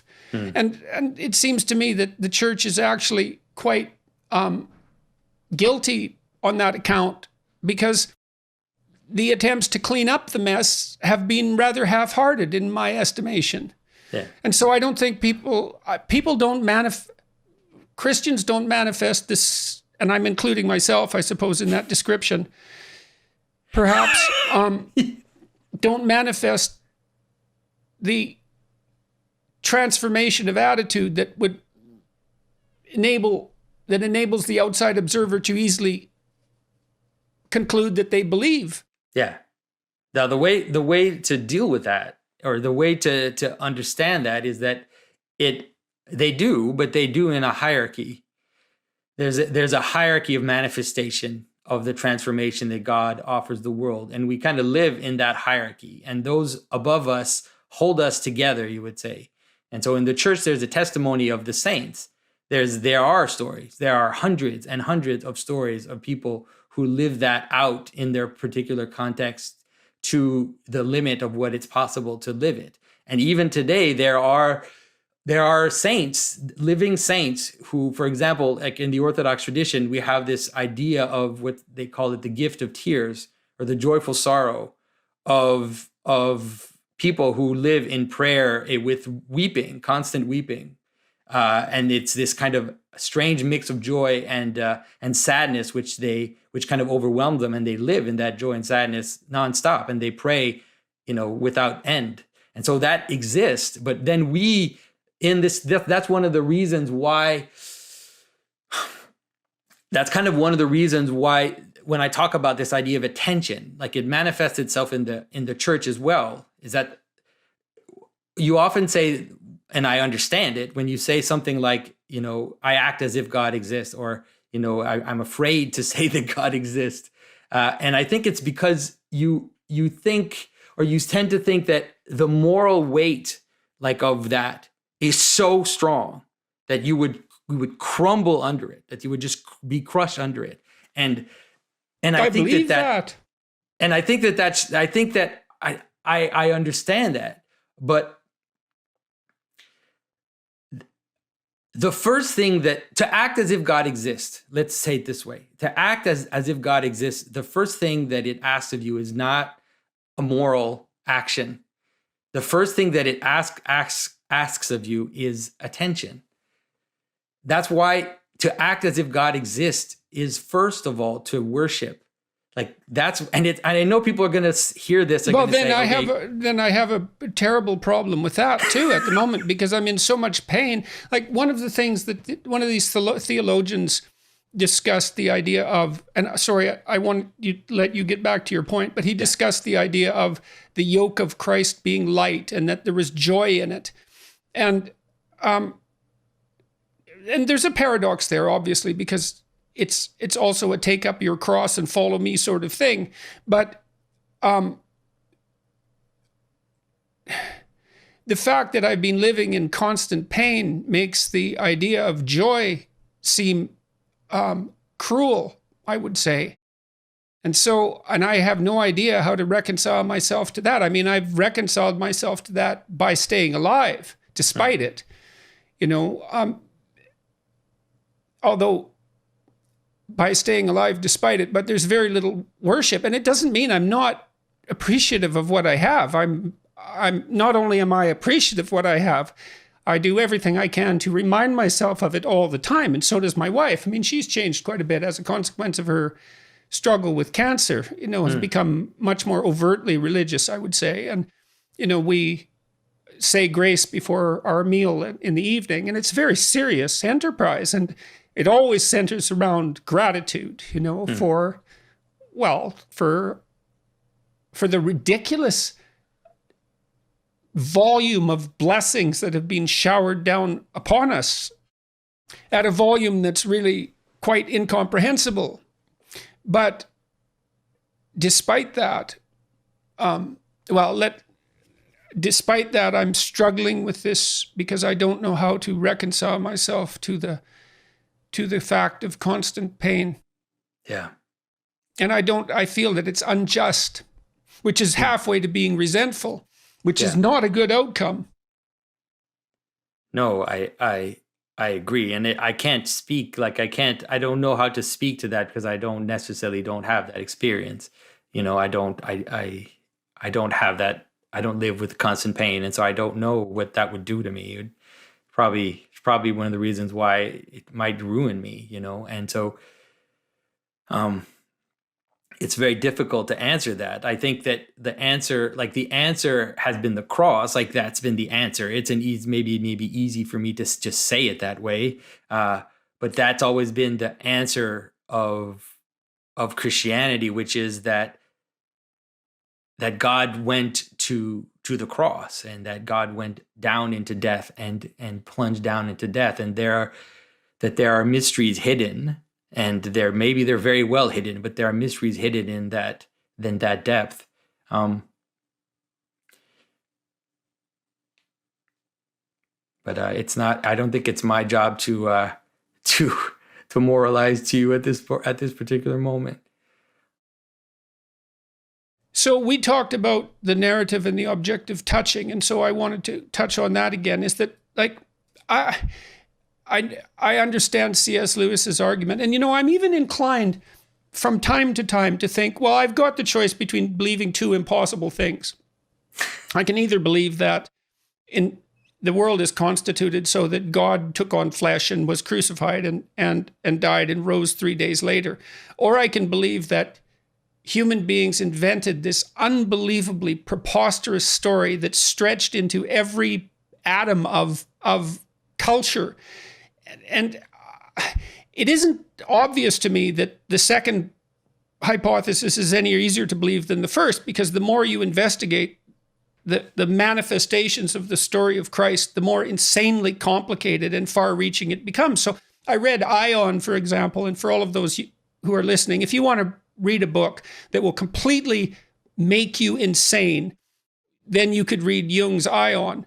And it's a study of Christian symbolism in astrology, which doesn't sound particularly dangerous, but or even particularly necessary to read, I suppose. But Jung describes the juxtaposition of astrological and Christian symbolism, and it's a brilliant book, and it's terrifying because he outlines the concordance between the levels of symbolism over several thousand years. And it's obvious when you read the book that no one plotted this. It's not a conspiracy. Whatever's going on to make that concordance occur isn't something that we understand, and it seems to be best understood as one of these situations where the narrative and the objective touch. The saturation of Christianity with fish symbolism, Jung associates with astrological movement of into the house of Pisces. And so he describes how a drama, so ancient people saw a drama played out in the sky, and that was a projection of their imagination.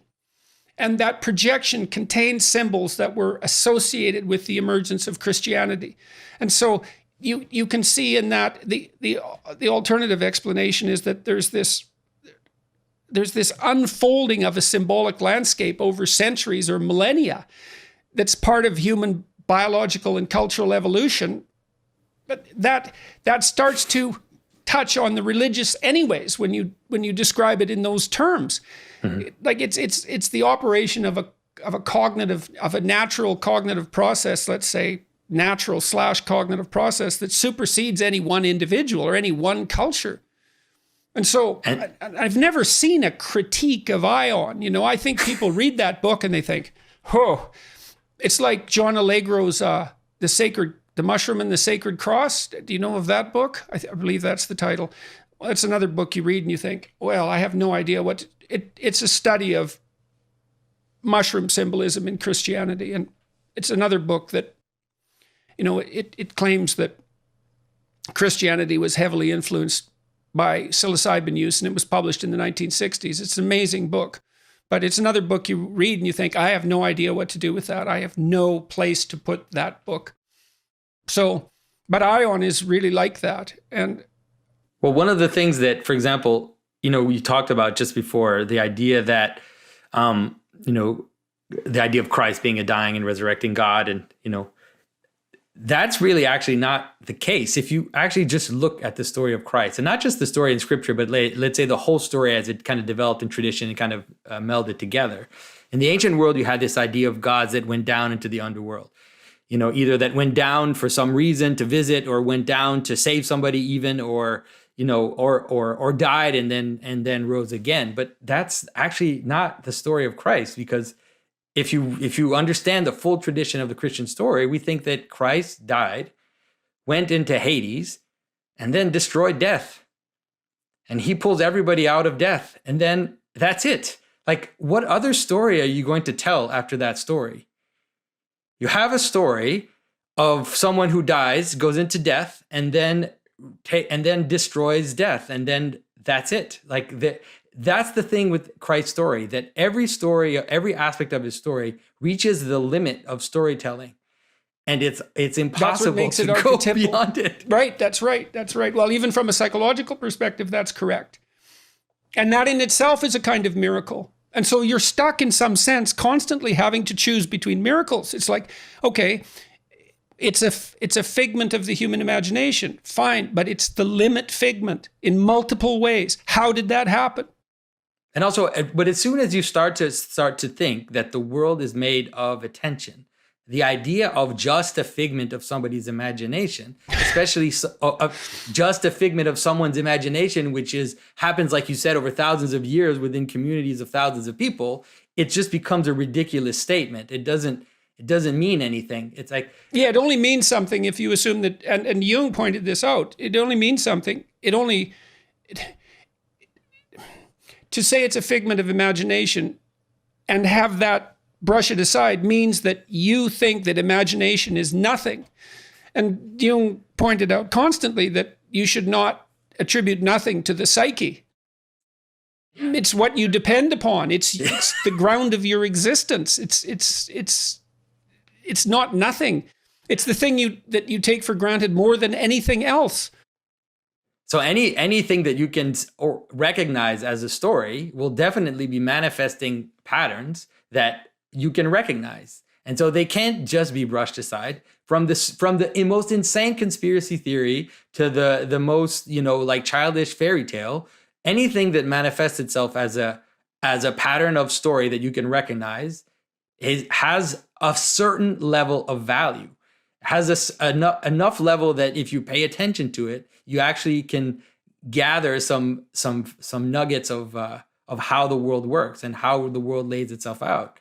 And that's why, like, if I do symbolic interpretations, I can do it for scripture, but I can also do it for some Marvel movie or some video game or whatever it is, because that's just for you to even recognize something as having being, it's already part of that world. It's already manifesting these patterns. No, and that is one of the things that narrative does, is that it enables us to play out ideas that we're not yet intelligent enough to understand. And sometimes the gap between the narrative representation and the explicit understanding can be thousands and thousands of years, because we're still unwrapping. Well, we're certainly still unwrapping the Bible. We're still unwrapping Shakespeare. There's more depth there than we can understand explicitly. And so anything that uses character has that tremendous advantage. And then there's also this strange ability that some people have in spades to create fictional worlds that are of unbelievable profundity and power. And I mean, the greatest example of that in the last 30 years, in terms of sheer imaginative power, has got to be J.K. Rowling and the Harry Potter series, which, gripped the imagination of the entire planet for a decade and produced untold wealth and spread literacy everywhere as well. She had a remarkably creative imagination and something quite mysterious. And so you're fortunate enough to work at the marriage of ideas and drama. Yes, and it's really interesting when you've spoken about Dostoevsky and others in some of your lectures. I'm fascinated by him and all the Russians. I studied Russian for 4 years in college and read some of these in the original. My Russian wasn't fluent enough for me to really, I had to grind through them, but Tolstoy, Chekhov, who was a doctor, a medical doctor, as well as a writer. So that congruence of a commitment, not just in terms of literature, but that he used his profession as a doctor to also inform him as a writer. He famously said, medicine is my wife and literature is my mistress. And when I tire of one, I spend time with the other. And Pushkin, who would write stories that were full of thought but the story itself was bigger than any thought he could put around it. It was more resonant. It carried more. By the way, when I listened to your biblical series, it caused me to decide to read through the whole Bible, and just start to finish. And I grew up Southern Baptist, so ever since I could read, I've read the Bible virtually every day of my life. But I'd never read the Bible start to finish. And there were some books that, even when I was a religion major at university, I would get to some of the books and go, I can't stay awake for this book. I just got to move on. But when you really go through it and you see the Old Testament as this incredible saga of a people trying to find the rules that kept them together as a people, and who felt, if you disobey these rules, then it's going to end badly for us all. And the greatest violation is to erect altars to other gods. Right? Worship false idols. Yeah. That's the worst one. And then along comes Jesus, who is completely steeped in all of that Old Testament. I mean, he is profound in his knowledge of it. And he lives and does and says these things. But it's not like it's a philosophy. It's a narrative which I've studied a great deal, and I believe is largely historical, or I should say significantly historical. I believe these things did happen. And then you have St. Paul, who's trying to make sense of what happened. And it's mind-blowing to me. It's mind-blowing to read it as a whole and put it into perspective in that, having spent my life in church. What's mind-blowing about it in part, I mean, and I try to speak of the Bible not from the perspective of a committed believer, and I have my reasons for that. I guess it's partly because I want to concentrate on what everyone can come to see as true, I suppose. Perhaps that's it. But it is remarkable that the Bible does, in fact, make a coherent narrative, because we don't understand that. It was written by a very diverse range of people over a span of time that we can perhaps not even imagine. It's very difficult to tell how old the oldest stories in Genesis, particular, are. The story of the fall and of Adam and Eve and Cain and Abel. They bear all the hallmarks of a previous oral tradition that would have existed in a relatively unchanged form for tens of thousands of years, and perhaps even longer than that. And so they're unbelievably ancient. And then parts of it obviously are newer, and the written parts are obviously newer than any tentative oral tradition. But you have at the bare minimum an unbelievably deep psychological document that weaves itself over centuries into a coherent story. And Northrop Frye, I would say, he's a Canadian literary critic, did more for me than any other particular thinker to help me understand the nature of the narrative. Because Frye, and I suppose he did the same thing, or I'm doing the same thing that he did, because he preceded me also at the University of Toronto. He assessed the Bible as a work of literature, as a narrative. And that to me was never any denigration, because narrative, a powerful narrative, and you talk about this when you talk about Braveheart, for example, because there isn't that much known about William Wallace historically, but you crafted a narrative that was true enough, let's say, to be unbelievably attractive to people and to motivate them very deeply, because it's an affecting movie. Well, and if it wasn't, it wouldn't have been so popular. And so there's a truth in narrative that I think is even deeper than historical truth. A truly profound narrative truth is like the average of a whole variety of historical truths. And so it's the essence of historical truth. So it's even more true than what we would consider, say, eyewitness history, because eyewitness history is it's one battle. you know, and there's maybe an epic theme in that battle, but then imagine that you could look at 1,000 battles and you could extract out from that what was canonical about heroic victory across all 1,000 battles.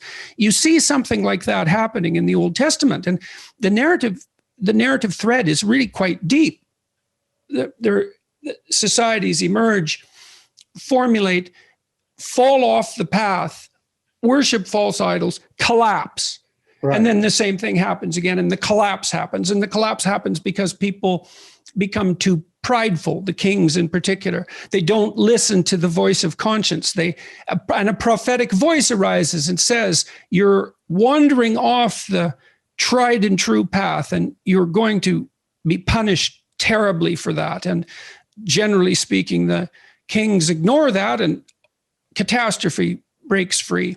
And you see, and in the Old Testament in particular, there's the promise of the ultimate state in some sense. There's utopian promises that run through it, the search for the promised land. And then so strangely, you see that transformed into something that's not really political in the New Testament. You see that the promised land becomes the nature of experience as a consequence of a particular form of moral being. And then perhaps that has political implications, because people who acted like that would produce a particular state, but it's no longer the dream of establishing the state that will solve all problems. It's psychologized, and it's unbelievably profound. And that's, I think you can derive all of that from the biblical writings without even starting to move onto classically religious territory. And then that does beg the question, of course, is what does all that wisdom point to in the final analysis? And that's when the questions start to become religious. Yes. Well, Jordan, that's the part to me that it takes it into a whole different realm, as you say. There's a quote from Mary Oliver that a friend shared with me recently. It's keep some room in your heart for the unimaginable. And I find that in a great story, in any great piece of art, that surprise is the central currency of its power. There's an element of, if you will, of revelation, if you will. And I think it was Paul Tillich, I'm not sure, who said that religion is man's way to God and is always erroneous, but revelation is God's way to man. Maybe it was Karl Barth. It's God's way to man and is always perfect. Well, there's a revelatory aspect to any great story. When you're telling someone a story and they didn't see coming what just happened, that's what makes them awake. That's what stabs them broad awake. You know what the most powerful takeaway for me was from my biblical series? Which was what? The meaning of the word Israel. Wrestling with God. We who wrestle with God. Yeah. We who struggle with God. Yeah. It's like, well, maybe that's the real Christian spirit. That's what that phrase implies, and that's the real Jewish spirit. Yeah, it's the wrestling, John. It's why is there that strange scene of the wrestling with the angel? Like, why would you possibly fight with God? And then you think, well, God, isn't that what I'm doing all the time? And isn't that what everybody's doing all the time? He partially wins, though. That's what's even more mysterious. And hurts you doing so. Yeah, I mean, that's the story. But isn't that the story? I mean, it isn't belief. It's the wrestling with belief. And it's wrestling in the way that you're wrestling. I do sparring, and I often use sparring as a metaphor for the kind of... Oh, so that's the other metaphor for dialogue. Yeah, exactly. It's not just the tracking, it's the sparring. Yeah, and we have to remember, and that kind of sums up men's relationships. Well, Plato with each other, tracking and sparring. Plato means big shoulders. He was a wrestler.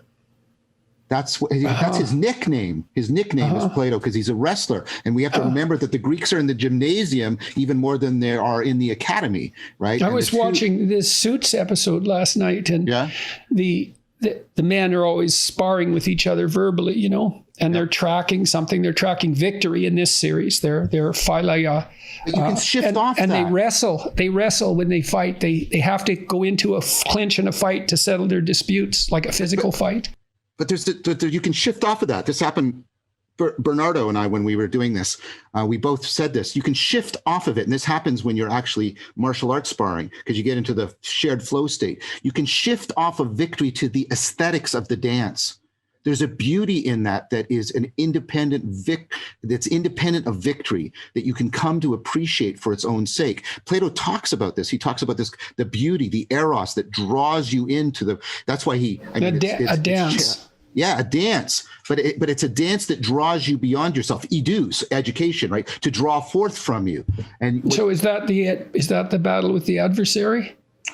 Is that related to this is another very serious question, obviously. It's a question related to the book of Job. I don't know, because I see parallels, in Nietzsche's quote, I hate Socrates. He's so close to me. I'm always fighting him, right? You can see both Nietzsche and Kierkegaard wrestling with Socrates. Kierkegaard said, I follow Jesus, but Socrates is my teacher. And he wrestles with Socrates all the way through. Everybody's wrestling with Socrates. I follow Jesus, but Socrates is my teacher. So is that the statement of the West? I think that. That was your objection at the beginning of this talk, right? At least to some degree, because you said how influenced you were with Greece. You insisted on how influenced you were by Greece. I think the West is the attempt to, if I had to try and summarize the West, what an audacious thing to try and do. See, Ruck said that, because I asked him why Dionysius transformed into Christ, because we were answering simple questions too. And he said, well, Greece met Judaism. Yeah, but Judaism also met Greece. Philo starts theology because of the interaction with Platonic philosophy. I think Christianity is trying to integrate agape and logos together. That's how I try to understand its project. And whether or not please clarify that claim. Sure. So I think, we've talked a lot about the Greek heritage of logos, and logos is also central within, especially in the book of John. Yeah, especially in the book of John. And saying that metaphorically with regard to you as well. But also in the epistle of John is where John also said God is agape, right? And then that's the epistle of John. He makes that famous statement. And the idea is there's something about the way the logos gathers things together so they belong together. That's the original etymology. So that everything comes together. Everything comes together. And then there's the idea in Plato of the ascent from the cave, the anagoge. You and Jonathan talked about this. The world discloses itself to me, that transforms me, and then I can see more deeply into the world, then that transforms me, and I do this reciprocal opening. And the thing is, that's very much, if you know. And agape, do you define that? That's love. Yeah, accelerating mutual disclosure is how it's even disclosed. Well, it seemed to me that the relationship between truth and love is that love is the something like the goal, and truth is its servant. It seems to me to be because so this is how I've worked it in my mind is that well, I think that truth is the best servant of reality. Truth is the servant of reality, and reality, I think, best manifests itself as love. Well, one of the slogans I have in my that's why this power claim is so abhorrent to me. The claim that power is the central motivating factor for the Western endeavor is tantamount, I believe, to saying that it's the basic endeavor of the human species. And I think that's opposite of the truth. I think this agape and logos is more accurate. And so it's not just a counterclaim, it's an antithesis. Well, I'm trying to pick up on what you're saying here. I'm trying to touch on the culture wars, obviously. Well, that's yeah. I think for me, you're saying something very analogous to a critique that I've built in Awakening from the Meaning Crisis. Well, let's hear it, man. Well, if I can shut up. No, it's okay. I was going to say, one of my signatures is, it's in Latin, but it translates as love is its own way of knowing. And the kind of knowing there is like noticing, like nous, insight, Great. realization. That's the Egyptian eye. Well, yes. It's noticing. It's not thinking. It's attention. And maybe you're tying that with that revelation of the form. You're tying that to that revelation of the form and that conforming. Yeah, and that's exactly it. That's exactly it. It's and this is very similar to the Buddhist idea of that the what you're trying to do is shape attention and mindfulness so that you get that reciprocal opening, so that your self-knowledge and the knowledge of the world become indistinguishable, become interpenetrating, like what you have when you really love somebody in a committed long-term relationship. Your knowing of yourself and your knowing of them become bound up because you indwell them and you internalize them, and they indwell you and internalize you, right? And how much death of the old you has this involved for you? I know that's a strange question. No, it's a good question. It's a damn good question. Why? It's a good question because it brings up the idea of the fact that there's a level of knowing that deals with the process of identification itself, in both senses of the word identifying, designating something and assuming an identity.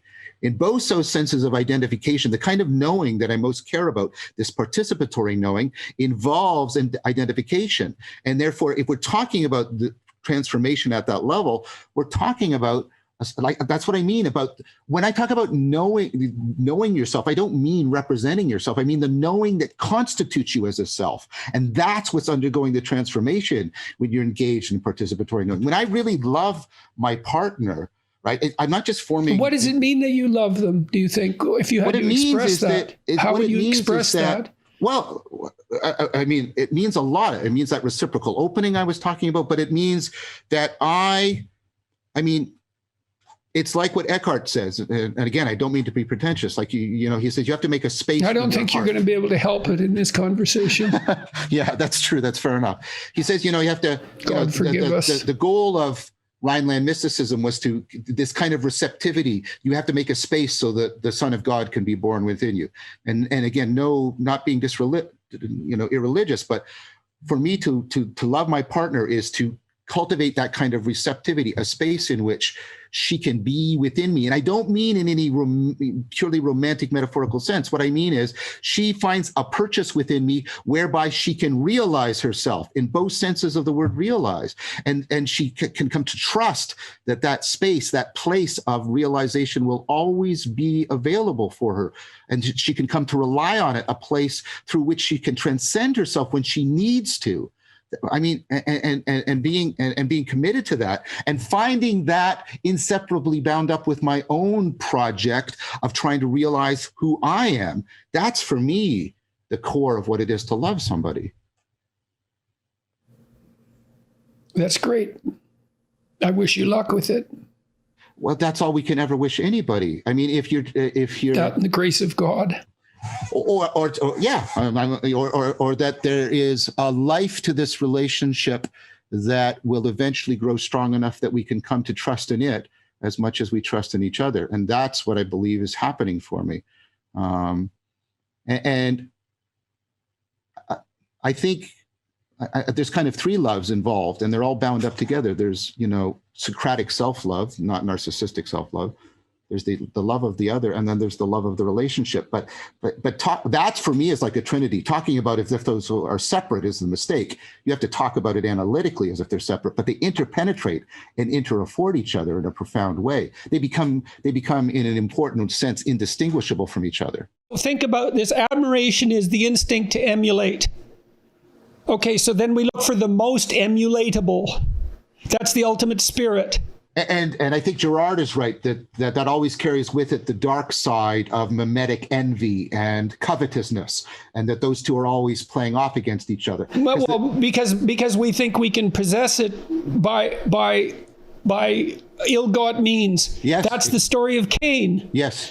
And of course that's carried with us because the story of human history is the battle between Abel and Cain, which is also why I asked you about this fundamental cultural crisis that's tearing us apart. And is that a manifest? And you said, well, that's a manifestation of deeper things, and that's what I asked too. Yeah. And I hope that what we've been doing is actually my answer to that.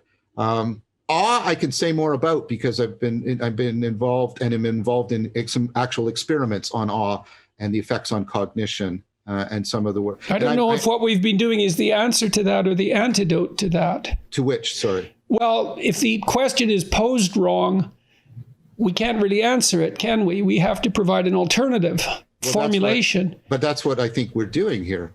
So it's an antidote rather than an answer. And that's fine. And I know. I'm just clarifying it. I think looking for the answer is in some sense a fundamental way of misframing it. That is to give into the proposition. Well, how do we address it then? How do we address it, John? Do we just bystep it and just offer the alternative? No. Think about this. That's a genuine question, because perhaps we do just sidestep it and offer the alternative. Yes, that's what I'm saying. Sorry. I want to be more responsible. That's what I'm recommending.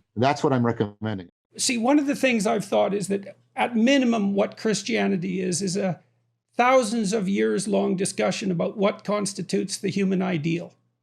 It's a purely psychological viewpoint. Now, I understand the metaphysical implications, that, and I don't want to dispense with them, but it's best to start with what's simple.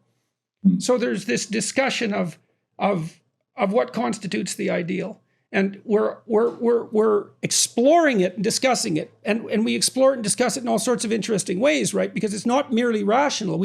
Bach writes this soul-inspiring music, and that makes us feel a particular way. And that's a hint as to the nature of the ideal. And then there's these great cathedrals that are built all across Europe, and they're awe-inspiring masterpieces of stone and light, right? So opposites conjoined, and they bring the primeval forest into the city, and they provide color, and the music is set in there. And then there's the invocation of the ancestors and the dogmatic formulations that Christianity consists of that go back centuries as well, and all of that. And that's all part of this exploration. And to me, it's the exploration of that central animating spirit. And when we're debating the postmodernists who say everything is power, this is the sort of thing that needs to be pointed out as a rejoinder. It's like, no, it's not. We're doing our best to manifest this ideal that we're discussing. We're flawed and fragmented and ignorant, and we don't know. So, for example, you asked me earlier, Nigel, what sort of things I had to discuss in order to make people attracted, say, to a discussion of Genesis. And what it is that I try to get the wheat from the text. And in the chaff, I think a lot of that's my ignorance. It's not necessarily chaff, but I'll leave it be because I don't have the intellectual wherewithal to make sense of it. So I just leave it be without despising it. Because I can't understand it doesn't mean there isn't something to it. Now, we're still stuck because we have problems like, well, the idea of the resurrection, which is obviously a very big problem in a very fundamental sense. And I leave that be, except to say that I have seen, in my studies of mythology, that there are stories of dying and resurrecting gods throughout history. And the idea of Christ seems to be of that type, although it's not only that, but it's something I can't touch, and that's a problem. But that doesn't mean that there isn't this investigation that we're all undertaking, including us in this conversation, of what constitutes the ideal and how we could manifest it if we could only understand it. And I think that's unbelievably compelling to people. And it's not only compelling, they die without it. Because we can't live with only knowledge of our limitations. We have to be moving towards an ideal. Yeah. Mm. Well, I mean, just a quick thought there. I mean, certainly within the Christian tradition, the claim is that God's decision to become incarnate is not accidental.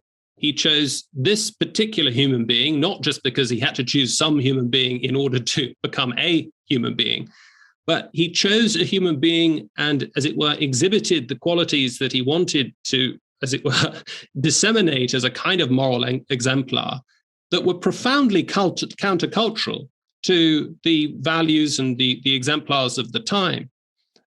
So you think of the kind of the weakness of Christ in some contexts, the sort of the obviously the sense of self-sacrifice, the radical openness to those on the margins, the poor in particular, the ceremonially unclean, and of course to women.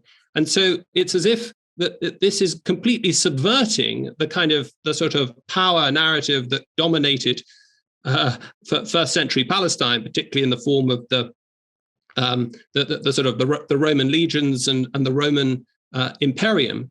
And so I think that's a quick thought. I've really been struck constantly by some of Jung's descriptions of Christ as a member of the Trinity, because Jung makes much of John's sense of Christ, the logos that's there across time, which I read something like the creative consciousness that's involved in the bringing to awareness of being, something like that. So it's maybe identical to consciousness itself, at least in its higher stages. It's very abstract.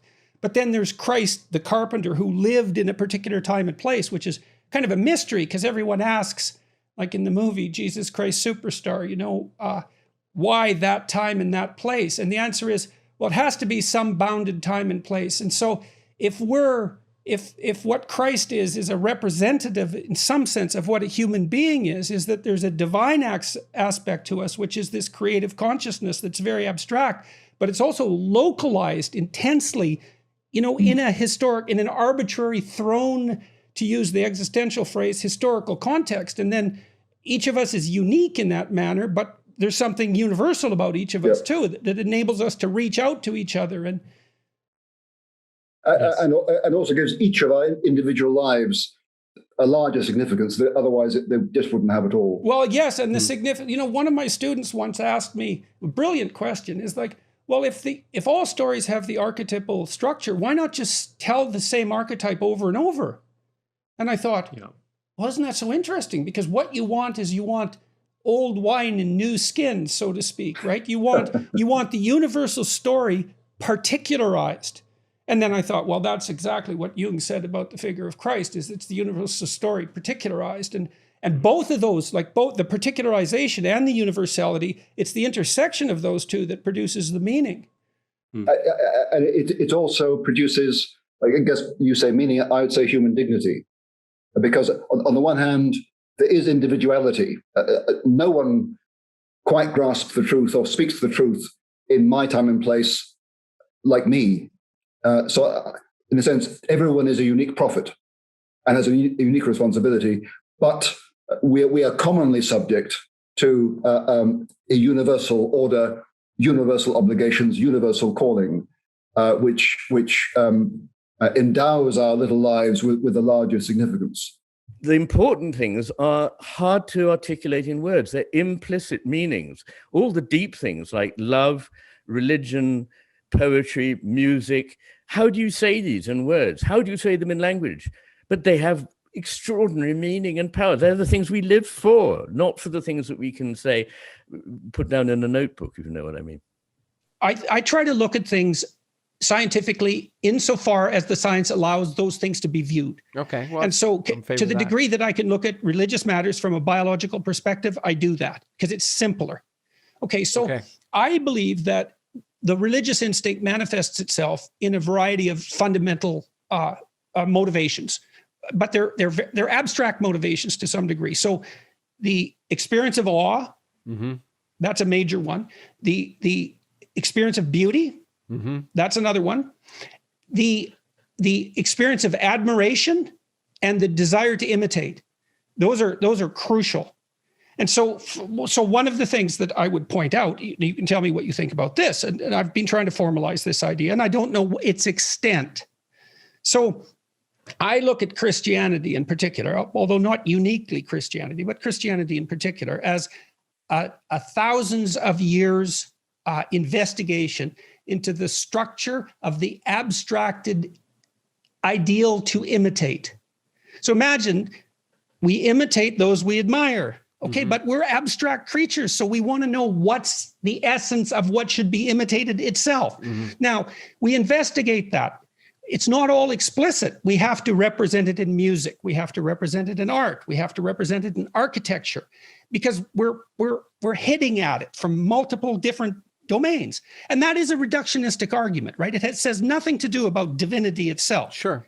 It's purely psychological or a biological argument. You're saying that everything is relevant, that what these philosophers were talking about, what these artists were painting, what these musicians are doing, what filmmakers are doing, this is all something that's trying to get us that way. No, that's what a cathedral represents. You know, it's an expression in stone of this yearning to bring the material world into harmony with the spirit. It's something like that, and that's what music does as well. And there's this proclivity within us to strive upward. And the cathedrals, they're absolutely amazing. These lattice-like structures of stone. There's something about the harmonious interplay of shadow and light that's key to it as well. It's like the opening up of dark matter to the light that pours in. That's all embodied in the architecture. And I can't say, and neither can anyone else, what that ultimately represents. And then to bring music into that space and tradition, it's all pointing upward to something, to the direction that we're supposed to go. It's so terrible to see these buildings empty out. I mean, thank God that they're being preserved in some sense by the tourists who come there driven by a sense of awe. But we can't inhabit them anymore the way that we used to, and that's a terrible thing. It means there's a kind of ideal that we're no longer pursuing. Perhaps we're no longer pursuing it. It seems like a catastrophe to me. No one really knows how to revitalize it, though, unfortunately. So. Well, I think one of the problems to me when I was in Paris working on Man in the Iron Mask, I would want on a Sunday morning to go to a mass, and it was very difficult to find. Well, for one thing, in a Baptist, church would start at 11 o'clock on a Sunday morning, and the masses aren't like that. But go into, say, the Cathedral Saint-Germain, and there was no one there. It's a magnificent ancient cathedral, and a few tourists, and the place didn't feel dead. The architecture was alive, but it was very difficult to have a congregation, and a congregation is what the church, of course, is supposed to be. It's a collection of people who are united and indifferent. It's a collection of sinners acknowledging their sins. And I think that is a fascinating thing to me about how we keep. Well, it's so surprising. It's also so surprising that those hundreds of years ago, when most of those buildings were built, that those cultures would dedicate themselves to such great cost to produce these absolutely spectacular, impossible buildings made out of stone or brick. They're like a dance in stone.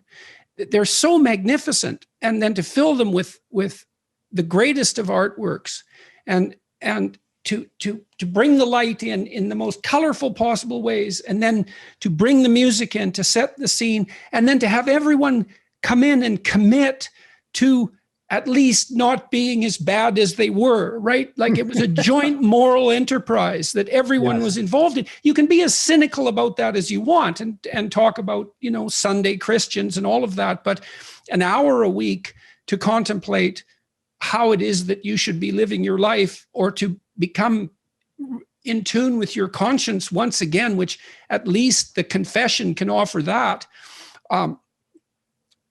And then to see that so much effort was poured into that, it's amazing that over occurred. And then it's also equally amazing that we've stopped doing it, because you might think, well, wouldn't we be interested in jointly coming together and saying, well, here's how we're inadequate, and here's how we're conceptualizing what would be ideal, and couldn't we move together toward that? And I was talking to Bishop Barron this week and about this issue, about the loss, especially in the Catholic Church, of young people. And it seems that there's a great adventure there that isn't being communicated properly. And it's a terrible loss for all of us. What do we have to replace that? You know, I've talked to the new atheists, especially Sam Harris, and it's not like I don't understand their arguments. It's not like I don't have sympathy for them, for that matter. But there's nothing poetic or artistic or magnificent about the alternative. Yes. Right? It loses. There's something that just disappears. It's that artistic ineffability. There's no room. There's no obvious room for that in the Enlightenment worldview. I'm an admirer of Steven Pinker, for example, and he falls into the Enlightenment rationalist camp. And in his book, The Language Instinct, he talks a little bit at the end about culture, philosophy, music, art, and all of that, religion, even for that matter, to some degree. But it's like a throwaway chapter at the end. Whereas by my way of looking, that's the whole book, all of that artistic endeavor, and that shades into the religious endeavor. And that's not some side effect of human cognitive development. Quite the contrary, it's the central feature. And I agree. Well, Jordan, when you were speaking with Juliet, the most recent podcast I heard, it reminded me, her description of her life reminded me of an experience I had in Russia. I was in St. Petersburg, and we were doing a scout for a film I wrote called Love and Honor, based on a novel that I wrote. And we were finished with the scout. We had seen everything that we were scheduled to see.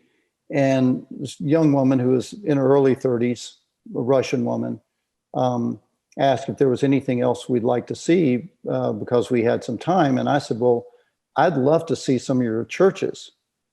And she got this quizzical look on her face. She was surprised that, I don't know, a Hollywood director would ask that. And she said, well, I'll take you to my church. And I said, you've got a church? And she said, oh, yes, I'm Christian. And I said, but you grew up when that was discouraged, even almost illegal. Are your parents Christian? And she said, no. Their mother's a confirmed atheist. Her father was baptized as a child, but he's also an atheist. And so I said, well, how did you become Christian? And she said, there was no beauty. I was a young girl walking around and nothing was beautiful. And one day I passed the church and I could see candlelight in it and heard music coming out. And I went in and I kept going and I kept going and I became a Christian. And that to me says so much. And people have no idea. They have no idea. That's why I wrote chapter 8. They have no idea how much they're starving for beauty. Yes. Like it's a hunger that goes far beyond, well, let's not say that. It doesn't have to go beyond material hunger, but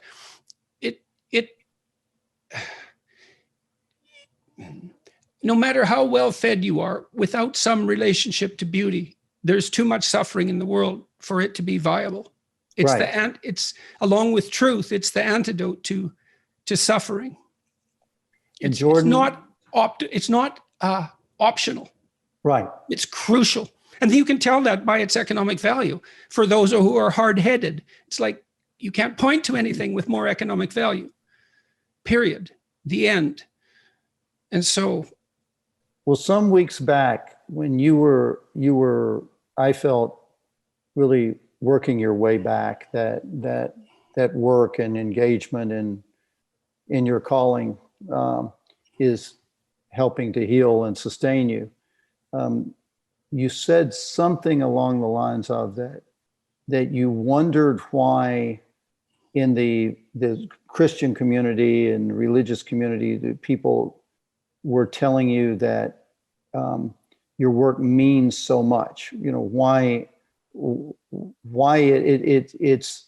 it's somewhat overwhelming to realize that so many people are drawing from you. And I think I can tell you. It is completely. It is. Well, today I was sitting on a bench with my friend who walks with me, and this kid came up to me and he said, apologies for interrupting you, but I was listening to your podcast while I was walking down the street and I saw you here. He said, And he started to tear up right away. He said, 5 years ago, I was suicidal. And I've been listening to your lectures on a regular basis. He said an hour and a half a day, which seems like an overdose to me. He said he's invented prosthetic limbs and has helped all sorts of disabled people and is on his way to MIT. It's like just a random meeting on the street, you know? Yes. Yes. And thank God for that. It's too much. Yes, of course it is. But I tell you, and like, I know you like to understand, you know, that's there's something else you said a couple of weeks back about, I want to understand why. I want to understand why this story makes sense. And I do too. But the what of it all, that to me gets at the why of it all. But the what of it all is that you speak to people like me and like others who know this experience of more, who know what it is to stand in awe, to feel the awe of a moment, and you combine all the different elements of perspective, of thought, of experience, and you validate or endorse that people who choose faith and who see courage and sacrifice as crucial divine values are not idiots. I think that's. And it's no accident that crucial and cross are the same thing. Yes, exactly. And you know, we go through this thing of, well, you're choosing an opiate. And to me, it's like, well, the alternative is not attractive too. When I started working on the Pope story, I came across a statement that I believe is one of the talk show guys, late night talk show guys, had said, Conan O'Brien, I believe it was, but he said that Pope Francis had made a pronouncement that he thought even atheists could go to heaven. And in gratitude, atheists have said that the Pope, when he dies, is welcome to enter their endless void of nothingness.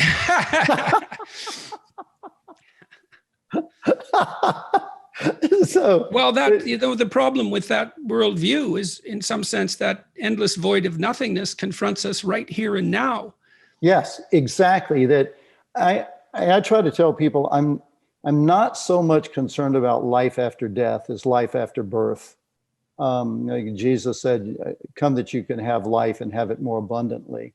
And I'm not trying in a movie to espouse my particular dogma. I don't believe in my own dogma. My own dogma is limited, and I'm not trying to think that. When I was in school and I'd study systematic theologians, and I remember asking my mentor, who was the head of the department, what is really the point? What are they trying to do? And he said, well, they're trying to have a system of understanding that holds up from every angle. Mm-hmm. I thought, but well, how's that working out for them?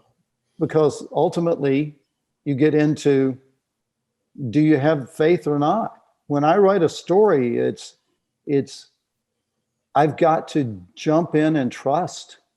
And I don't know where they'll lead, but I know that to not jump in is death. And so for me, it's like the Old Testament says, I set before you life and death. Choose life. And that to me is what I hope my work's about. And I'm damn sure it's what your work's about. Let's delve into this faith issue a bit too. Because the faith is a very complicated term, and it's often parodied by the rationalists. To have faith in God is parodied as a primitive and superstitious belief. But my psychological investigations convinced me that there's no action without faith. Because we are always stepping into the unknown, we have to take a leap of faith to exist, to do the simplest of things, literally to move. And that has to do with what I said earlier, is that we're trying to move from a place of less value to a place of more value. So we have to make some assumptions about what constitutes value. And then we have to believe that our actions are going to have the outcome that we desire. And we do that without evidence. I mean, that's partly why to be human is to be riven with anxiety. It's because there's no certainty. And so you can't act without faith. And so then the question might, if you accept that proposition, you can't act without faith. And I don't believe that that's a disputable proposition unless you view people as deterministic in the way that clocks are, so that we're just stimulus response machines. It seems to me that instead we're moving into the unknown. And we do that in dread, in some sense, dread and hope. And we do that because we have faith. And when we lose that faith, our lives fall apart. And we don't know which way is up or down. And so then the question is, well, if we have to have faith, what is it that we should have faith in? And then the answer seems to be something like, well, if we have to make a decision about that, maybe we try to have faith in the idea that the best should be pursued and will prevail as an organizing principle. And then the question is, well, what is the best? And the answer is, well, that's a really hard question. And so we need cathedrals, and we need Bach's music, and we need the stories in Genesis, and we need the world's great literature. And we need all of that, theater and drama and art and aesthetics, to help us understand what the best is and to determine how it should prevail. And I don't see that technically as any different from, I think it is the same thing psychologically as the worship of Christ. I think it's the same thing. Because, again, I'm trying to speak psychologically to think about what Christ represents. I'm not thinking about him as a historical figure. That's something we can get to later.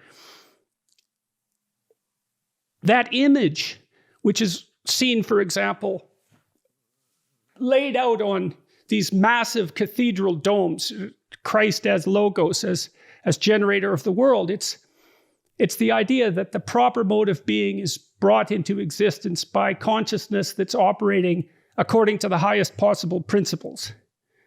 And and that is the kind of faith that's maybe got some courage associated with it, right? I'm going to act as if this is the case. We're all going to act as if this is the case. Now, that begs the question, does that make it real? Well, Pope Benedict XVI, who's a great intellectual hero of mine, said the church always does three essential things. The church worships God, it evangelizes, and it cares for the poor. Poor broadly construed, as I say, anyone who's suffering, right? But that first move, as we said earlier, is indispensable. The church worships God. It teaches the world right praise, because without right praise, the whole thing falls apart. Secondly, it evangelizes. What's that? Well, that's a cool thing too, because euangelion in Greek, good news, they were playing with that because the Romans would have used that in the eastern part of the empire to announce an imperial victory. They would send an evangelist ahead with the good news. Euangelion, hey, Caesar won a victory. So these very edgy first Christians who had zero social status, no power, no military behind them said, oh, no, I got the true Euangelion. It's about Jesus risen from the dead, who was put to death by Caesar, but whom God raised. So that's the proclamation of the good news, that now we have hope. Now the sacrifice has been made, and God's love is greater than anything that's in the world. Okay, now I got those two things in place. Now serve the poor. Now go where the pain is, go where the suffering is. But if you divorce them from each other, and that has happened. So who cares about worship? And that's fussing around with altars and sacristies, and who cares about evangelization? Let's just get down and serve the poor. Then it does devolve simply into social work, right? But if the three are together, worship God, evangelize the dying and rising of Jesus, and serve the poor, now the church is cooking, All right, so let's look at the second one of those. So, yeah. It seems to me, I can understand this Not that whether I can understand it or not is a hallmark of its validity, but I have to try to understand what I can understand. I can understand the idea that bearing forward in a moral direction, acting as if being is intrinsically good, and that humanity as part of that is also intrinsically good. Bearing all that up as a set of propositions, even in the most extreme cases of suffering, I can see that as a valid moral good. That's Christ's refusal to be, what would you say, corrupted by the injustice of his and terror of his fate. And so that might be something like, you don't have the right to become a tyrant no matter how badly you were tyrannized, let's say. And I think that's an unshakable moral proposition. But then there's the resurrection element of it, because I could say, well, the first thing I would say is, well, I kind of understand that psychologically. Parts of us die, and they have to die because they're in error. They have to be cast off, and we're reborn constantly as a consequence of our movement, our ascent forward. There's no movement forward without some death of the past. And so I can see the resurrection idea as a metaphor for the part of us that continues onward despite our failures and constantly reconstitutes our spirit. It's not something trivial, but then there's the insistence in the church of the bodily resurrection, which is, well, let's call that a stumbling block to modern belief. No doubt about that. That's something more than mere metaphor.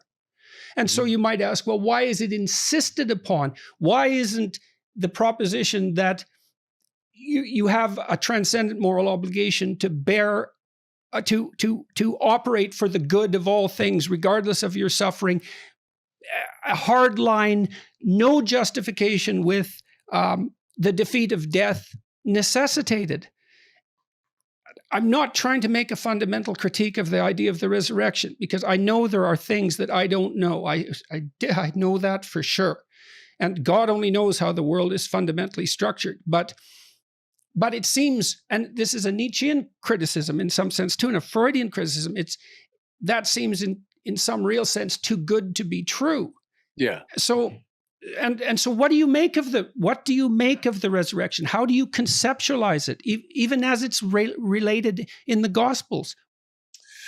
Yeah, good. You're raising a lot of interesting things. First of all, everything you said about it in terms of psychological archetypes and metaphors, good, fine. I think those are legitimate. I think those are correct perceptions of things. And it has indeed functioned that way in a lot of the literature of the world, resurrection type stories.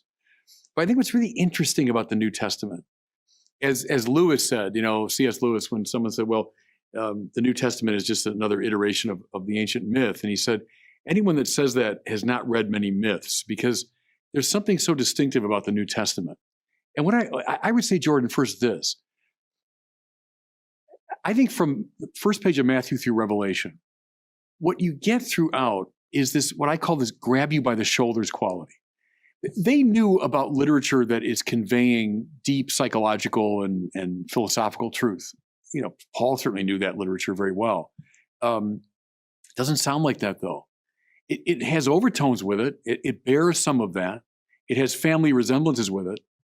But what you find on every page is this euangelion, this good news. So everything you said is true. I think it is true. But it's not exactly news. It's part of the Philosophia Perennis. It's been around for a long time and a lot of the great thinkers of the world. And again, I agree with it. I like the Philosophia Perennis.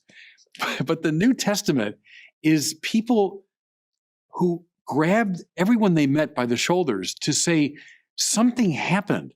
Something's happened here that we were not expecting, that was not part of our thought system. And it's so shaken us up that we feel obligated to go careering around the world and indeed to our deaths, announcing it and defending it. And what it was the fact, here in the 10th chapter of Acts of the Apostles, this sort of almost tossed off line, we who ate and drank with him after his resurrection from the dead. I don't think people trading in mythic talk use that kind of language. Mythic language, and again, I say it with high praise. I love the myths.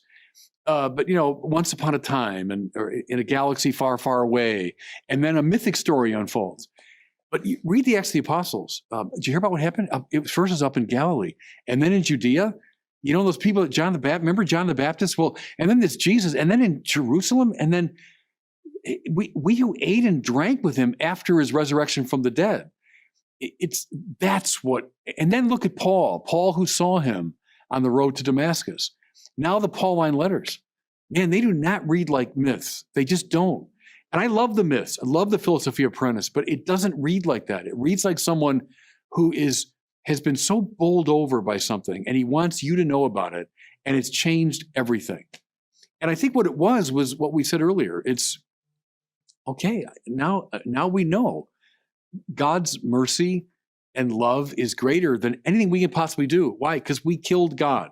And that's why Paul will say, I'm going to hold up one thing to you, Christ and him crucified. And crucified him, man, it was the most horrific thing they could imagine in the ancient world. It was deeply embarrassing even to talk about a crucifixion. Paul says, no, let me put it right in your face. See, the author of life came and we killed him. But I got the good news, Evangelion, is God's mercy and love is greater because he brought this Jesus back from the dead. Well, you do have the following argument, which is that it isn't clear which is harder to believe, whether that happened or whether people made it up. Because if they made it up, that was really something. And that does strike me quite frequently reading the New Testament. Yeah. There are lines in there that hit so hard you think, it isn't obvious to me how someone could have just thought that up. So, right. And there is that, and Jung, Carl Jung, who I greatly admire, he believed, I think in the same way that C.S. Lewis did, that, and he doesn't talk about this that much, but that there is this archetypal mythological pattern of the dying and resurrecting hero that has this psychological reality, which is extraordinarily deep, but that archetype was realized once in history. And that's fully realized. So it came from the mythic realm, let's say, the realm of eternal truth, the realm of pattern, instinctive pattern for that matter, and was fully realized at one point in history. And you might think, well, if it's going to be fully realized, it has to start somewhere. It can't start everywhere at the same time. Right. What does an archetype look like when it takes flesh? Might be a way to get at that. Well, and the thing is, we do see this, and it does grip us because movies, like we see representations of this all the time. In my new book, I talk a fair bit about Harry Potter, and Harry Potter is definitely an archetype taken Christ figure, taken flesh. Well, clearly he's in battle with Satan himself. Obviously, I mean. And she has an unbelievably profound mythological imagination. And the thing that's so fascinating about all of that is that because her mythological imagination is spot on, she captivated the entire globe and produced this immense storehouse of wealth and dominated the entertainment landscape for a decade. And people don't take that seriously, but it's a great mystery to watch that. Absolutely, they should. It's a phenomenon. Anything that grips people's attention like that is obviously worth paying attention to. So Lewis called them good dreams, right? So all the sort of archetypal anticipations of the gospel, they're the good dreams of the race. Or use the Jungian. I love Jung too.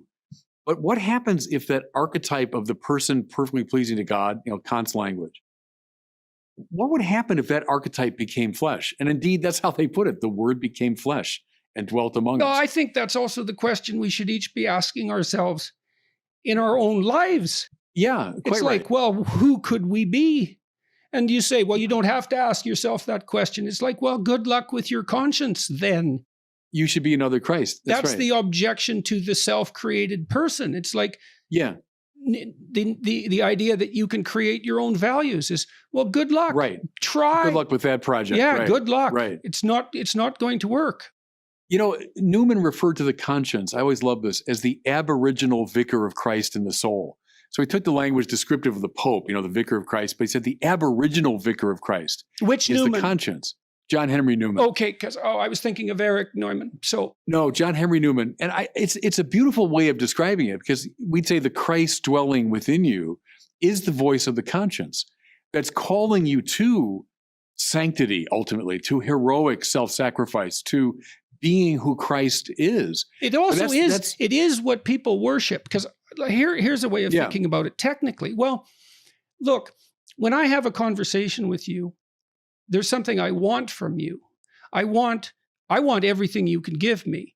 I want you to be as there as you can possibly be. That's what I'm demanding all the time. If my attention, assuming a properly constituted subjectivity, if my attention wanders, that means you're not delivering. And so if you're wandering around and everyone's attention is wandering away from you, you're not delivering. And conscience, because we're so social, we're social creatures to the final degree, conscience tells you when you deviate from the ideal. Yeah. And that ideal is what people worship. By attending to that manifestation of the ideal in you, they worship it. And so that's there. It's there in the demands that we can't help but make of each other and of ourselves. There's no escape from that.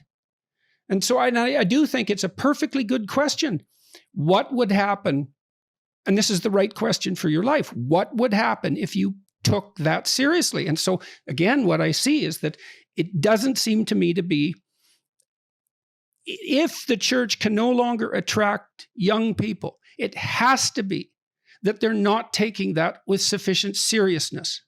Now, yeah, I think there's a lot to that. I don't want to externalize the blame. It's like, I know the church is a human organization and all of that, but it's still evidence. But it's not just it's not just about going to church. One time I told you something, and I don't know if I was able to drive it through.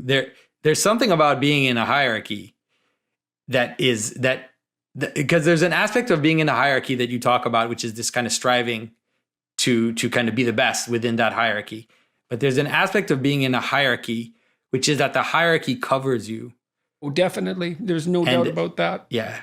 And so there's something about submitting. That's why the lowest status members of a chimp group will still fight off interlopers. Yeah. And so there's a value in being in a community and a hierarchy where you, like, I go to confession, right? I go to confession, I go to my priest and I confess my sins, and I give that to him. He actually takes responsibility for an aspect of listening to my sins and kind of participating in my salvation. And so the weight ends up being distributed across the community. It's not, so you don't actually just bear it on yourself. And it's not just it's not just a living community. It's not just those that are alive in the hierarchy, but those that have left their story.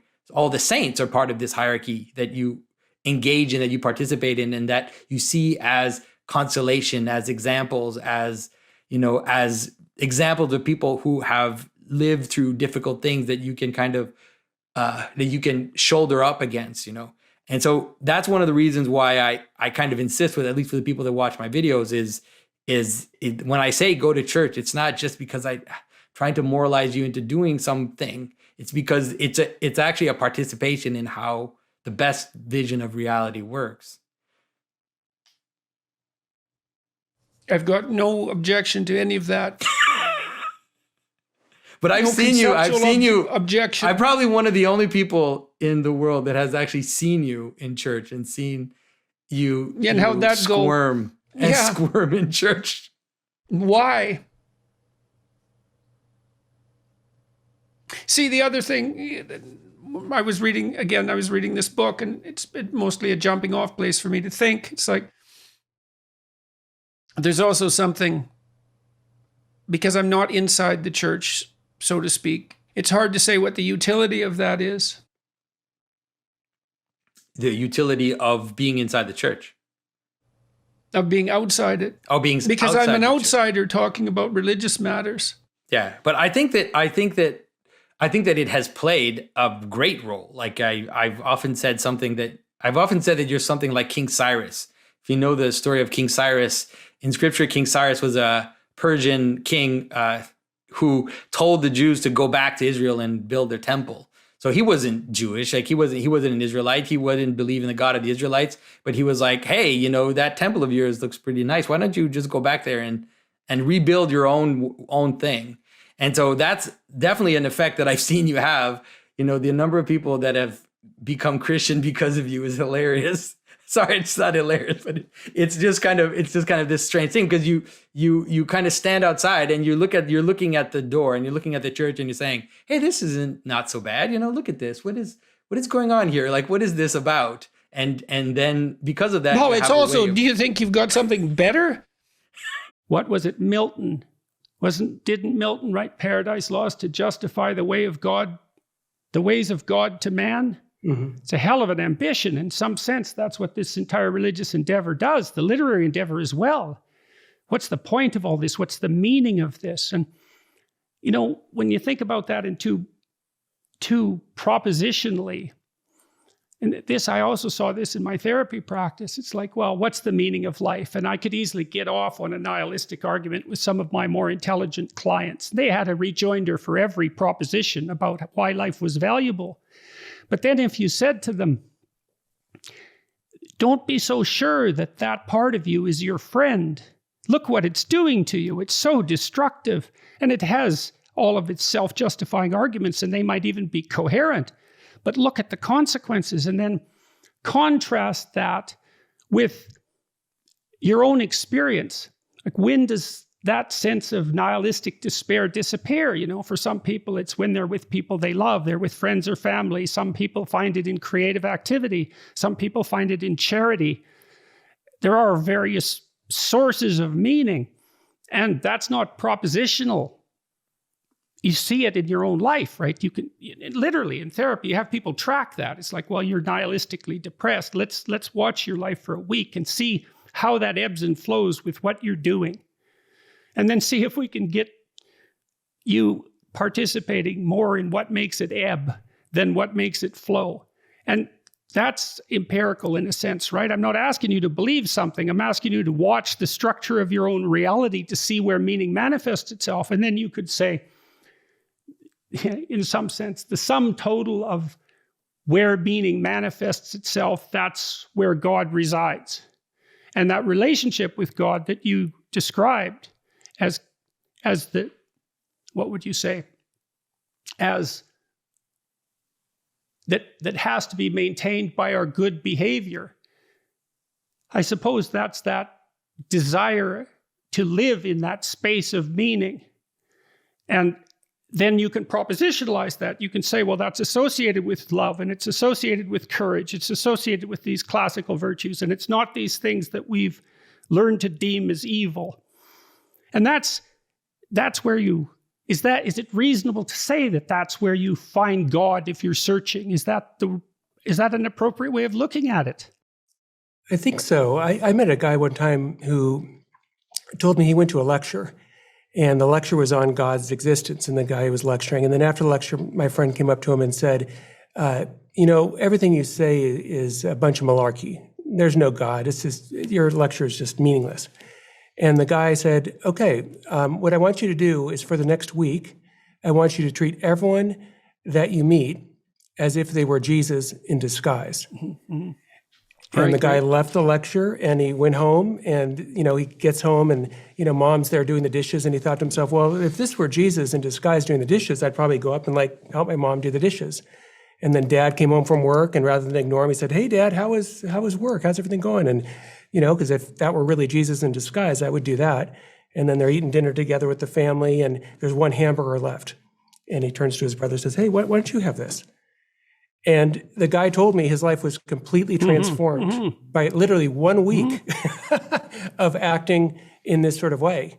And that's not really surprising. Pope Benedict talked about this in one of his encyclicals, that one way to God is to act in this sort of way, to act as if God exists. Right. To act as if other people are Jesus in disguise.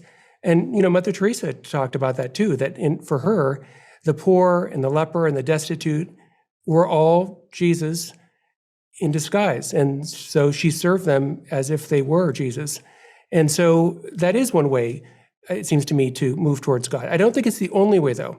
And the reason is that I know a philosopher, Alistair MacIntyre, who mentioned to us in class one day that he was an atheist until he carefully studied the arguments for God's existence. So there are at least some people, at least one person, Alistair McIntyre, who really did come to God through that way. But I think the more common way is through lived practice, lived action. Yeah, you brought up the case of severe depression, and you know, it is the case, of course, that you can make profoundly coherent arguments for why your life is meaningless and why there is just a vast nullity to all existence. But the question isn't, are they coherent? The question is, are they true? The question is, are the premises right? Because anything can be coherent within false premises. The question is it the case that your life is worth nothing? And the answer has to be no. That's a false statement. It's a false apprehension of reality. Well, look what happens if you act that out. Of course. But even then you could say, well, no, I'd be doing a sum. If within the grips of depression, you'd still be thinking that I am acting according to a good, given the premises that I have about the meaninglessness of my own life and of all life. So I think the foundation, which keeps going back to the same question, the foundation of truth must be there. But then the next thing to say is not that you are wrong about your life being meaningless. That's a false statement, but that you're also loved. You are loved. And I think that's the kind of thing, at least my own experience, that can take you out of the darkness, that your life is not about you and your own thoughts. It's not about you and the systems that you are building. Ultimately, you are in response to something much greater than you. And that thing that's greater than you is looking at you and calling you out and saying, I love you. So it's not an either or. It's not, well, what's true propositionally about the nature of existence and is there a soul? It is that, and I am calling you, which is a universal call for us as Catholics.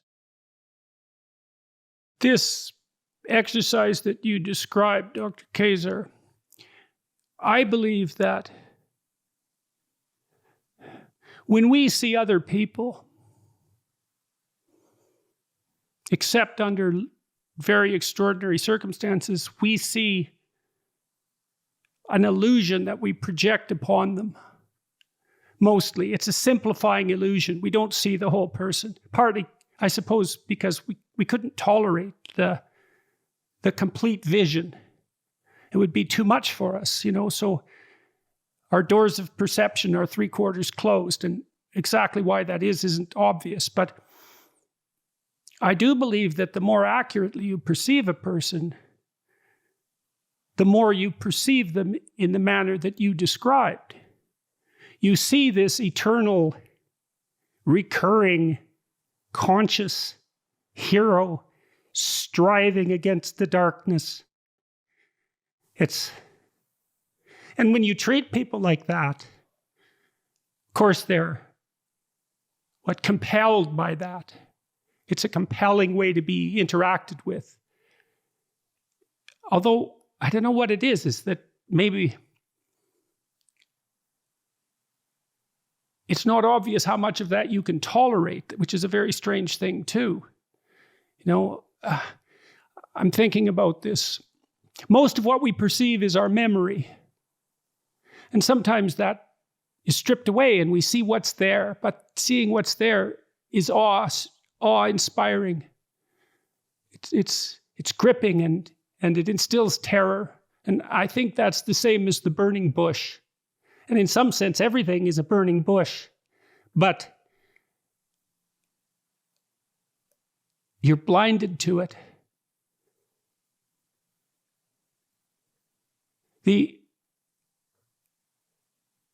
You see what's there, I think, when you really love someone, a child. You really see that in a child if you're a parent, right? You don't see a generic baby, you see that actual person. So that memory that pushes generic baby into your field of vision dissipates and you see what's actually there, and that love drives that. I imagine it does that.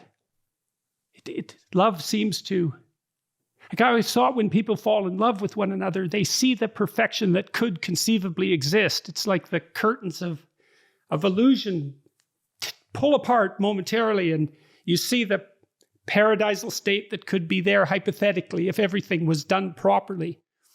And that drives the love. And then maybe if you work across time, you can achieve that to some degree. Because other people think about themselves as deluded when they're in love. And that's a very cynical way of looking at it. It certainly doesn't apply to the love between a parent and a child. Yeah, I think you're right. I mean, I know in my own life, having children has been such an unbelievably enriching experience. And I think about, especially when kids are little and they're asleep. You go in there and they're just sleeping and you see their little chest moving up and down. There's something painfully beautiful about that. I mean, you just wish it could go on just indefinitely. And for me, that is something that taught me something about God's love, right? If God really is God the Father, well, then, that's sort of how he looks at us. And he sees the good, he sees the effort, and of course, there's imperfections too. But I don't know, for me, having children is a kind of, I try to sometimes tell my students, most of whom don't have kids, what it's like. And it's very hard to describe. So the best way I came up with was, well, remember when you were a little child, like 6, and you thought, boys have cooties, girls have cooties, and the idea of romance or kissing someone is just repulsive. And then, you could imagine trying to explain to a 6-year-old, look, at some point you're going to look at someone else and just find this person unbelievably captivating, and you're going to want to kiss them. And you can say the words, but a little kid's like, no way, that's hard to describe. And I think becoming a parent is similar to that in that, it seems to me that it is so enriching that, and has given so much, at least to my life, including calling out something for me that would have never been elicited. Because there's kind of sacrifices that you'll do for a kid that you'll never do for, an adult. So that's interesting. That ties in with this idea that you brought forward of treating everybody as if they were manifestation of Christ.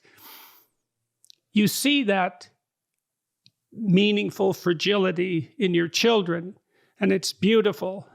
And maybe if you've been warped and hurt, you get resentful about it and jealous of it, and that can lead to all sorts of terrible things. But to the degree that you're privileged to see that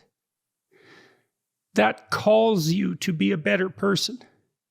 And you can think of that, biologically. Well, you have these fragile creatures that you're responsible for. Of course, that's going to call you to a higher mode of action, because otherwise they're not going to live, So it's very practical. But what you see there is if you view someone with love, then it's incumbent upon you to treat them as if they're valuable.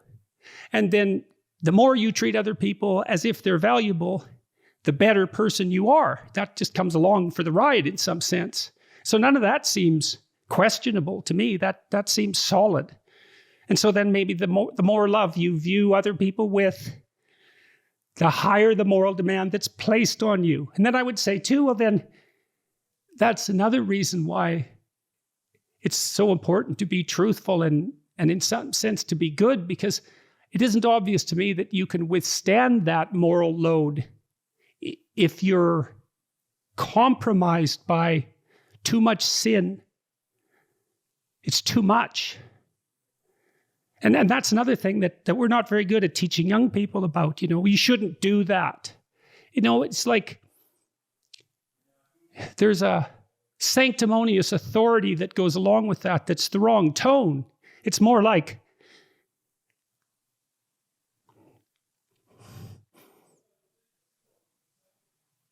I don't know how you lay it out properly, but you tell people that you love how to avoid the road to hell. And you don't do that because you're shaking your finger at them or because you're a moral authority. You do it because you don't want them to burn. And I think there's too much of the moral authority still in the church and not enough of the love that helps people avoid the fire. I think that what you just beautifully described is the unity of the love commandment, that you love God with all your heart and all your soul and all your mind, and you love your neighbor as yourself. Mm-hmm. The love of God identifies the pattern, and then that interplay between the love of the neighbor and the love of the self. They're differentiated but inextricably intertwined. And Right. so to love the neighbor is to see the neighbor as he or she actually is, and to respond to the actuality, not to your desires, not to what you want this person to be in a utilitarian or instrumental sense, but to the reality of that eternal soul right there. And in and Right. through that, then you see who you are. And that's a commentary on the Ten Commandments, right? That's Christ's summation of the Ten Commandments. So that's another illustration of that abstraction. Proper behavior, the story on top of that, the propositions, that would be the Ten Commandments, let's say. So then Christ is challenged on the Ten Commandments, something like, rank order these if you're so wise. Yeah. Right? Right, exactly, because you're going to say something heretical. And Christ does this unbelievable sleight of mind and extracts out two superordinate principles. And it's done in such a compelling way that the interlocutor, who's basically a prosecutorial mind, like an inquisitionist in some sense, is reduced to silence. That's a very powerful story. It's one of those stories, you read that, you think, it's not obvious how someone could have made that up.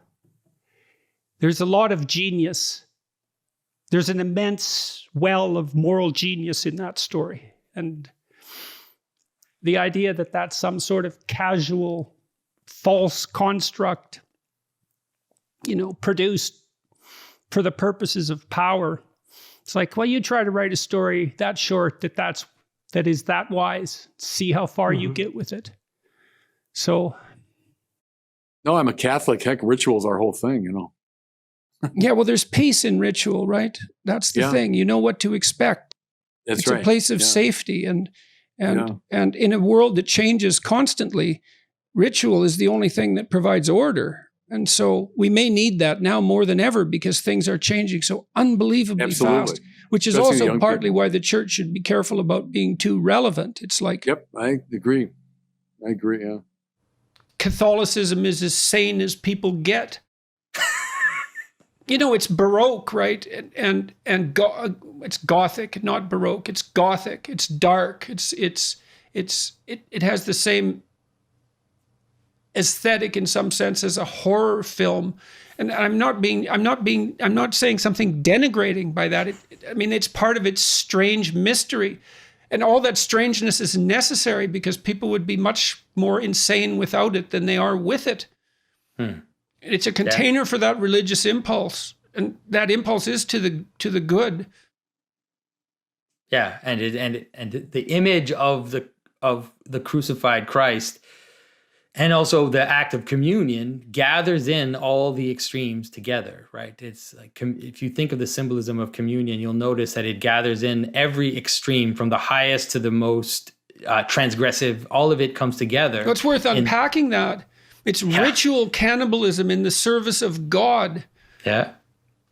But it's also seen as a normal meal of communion, and it's then also seen as a sexual union because there's a relationship, there's a notion in which then in the altar and in that moment of communion, there's the joining of heaven and earth. They raise up the chalice and there's this joining, which is this image of this sexual union between God and the soul, between God and his church. And so all of it just jammed into this ritual as a kind of center of reality, would call it.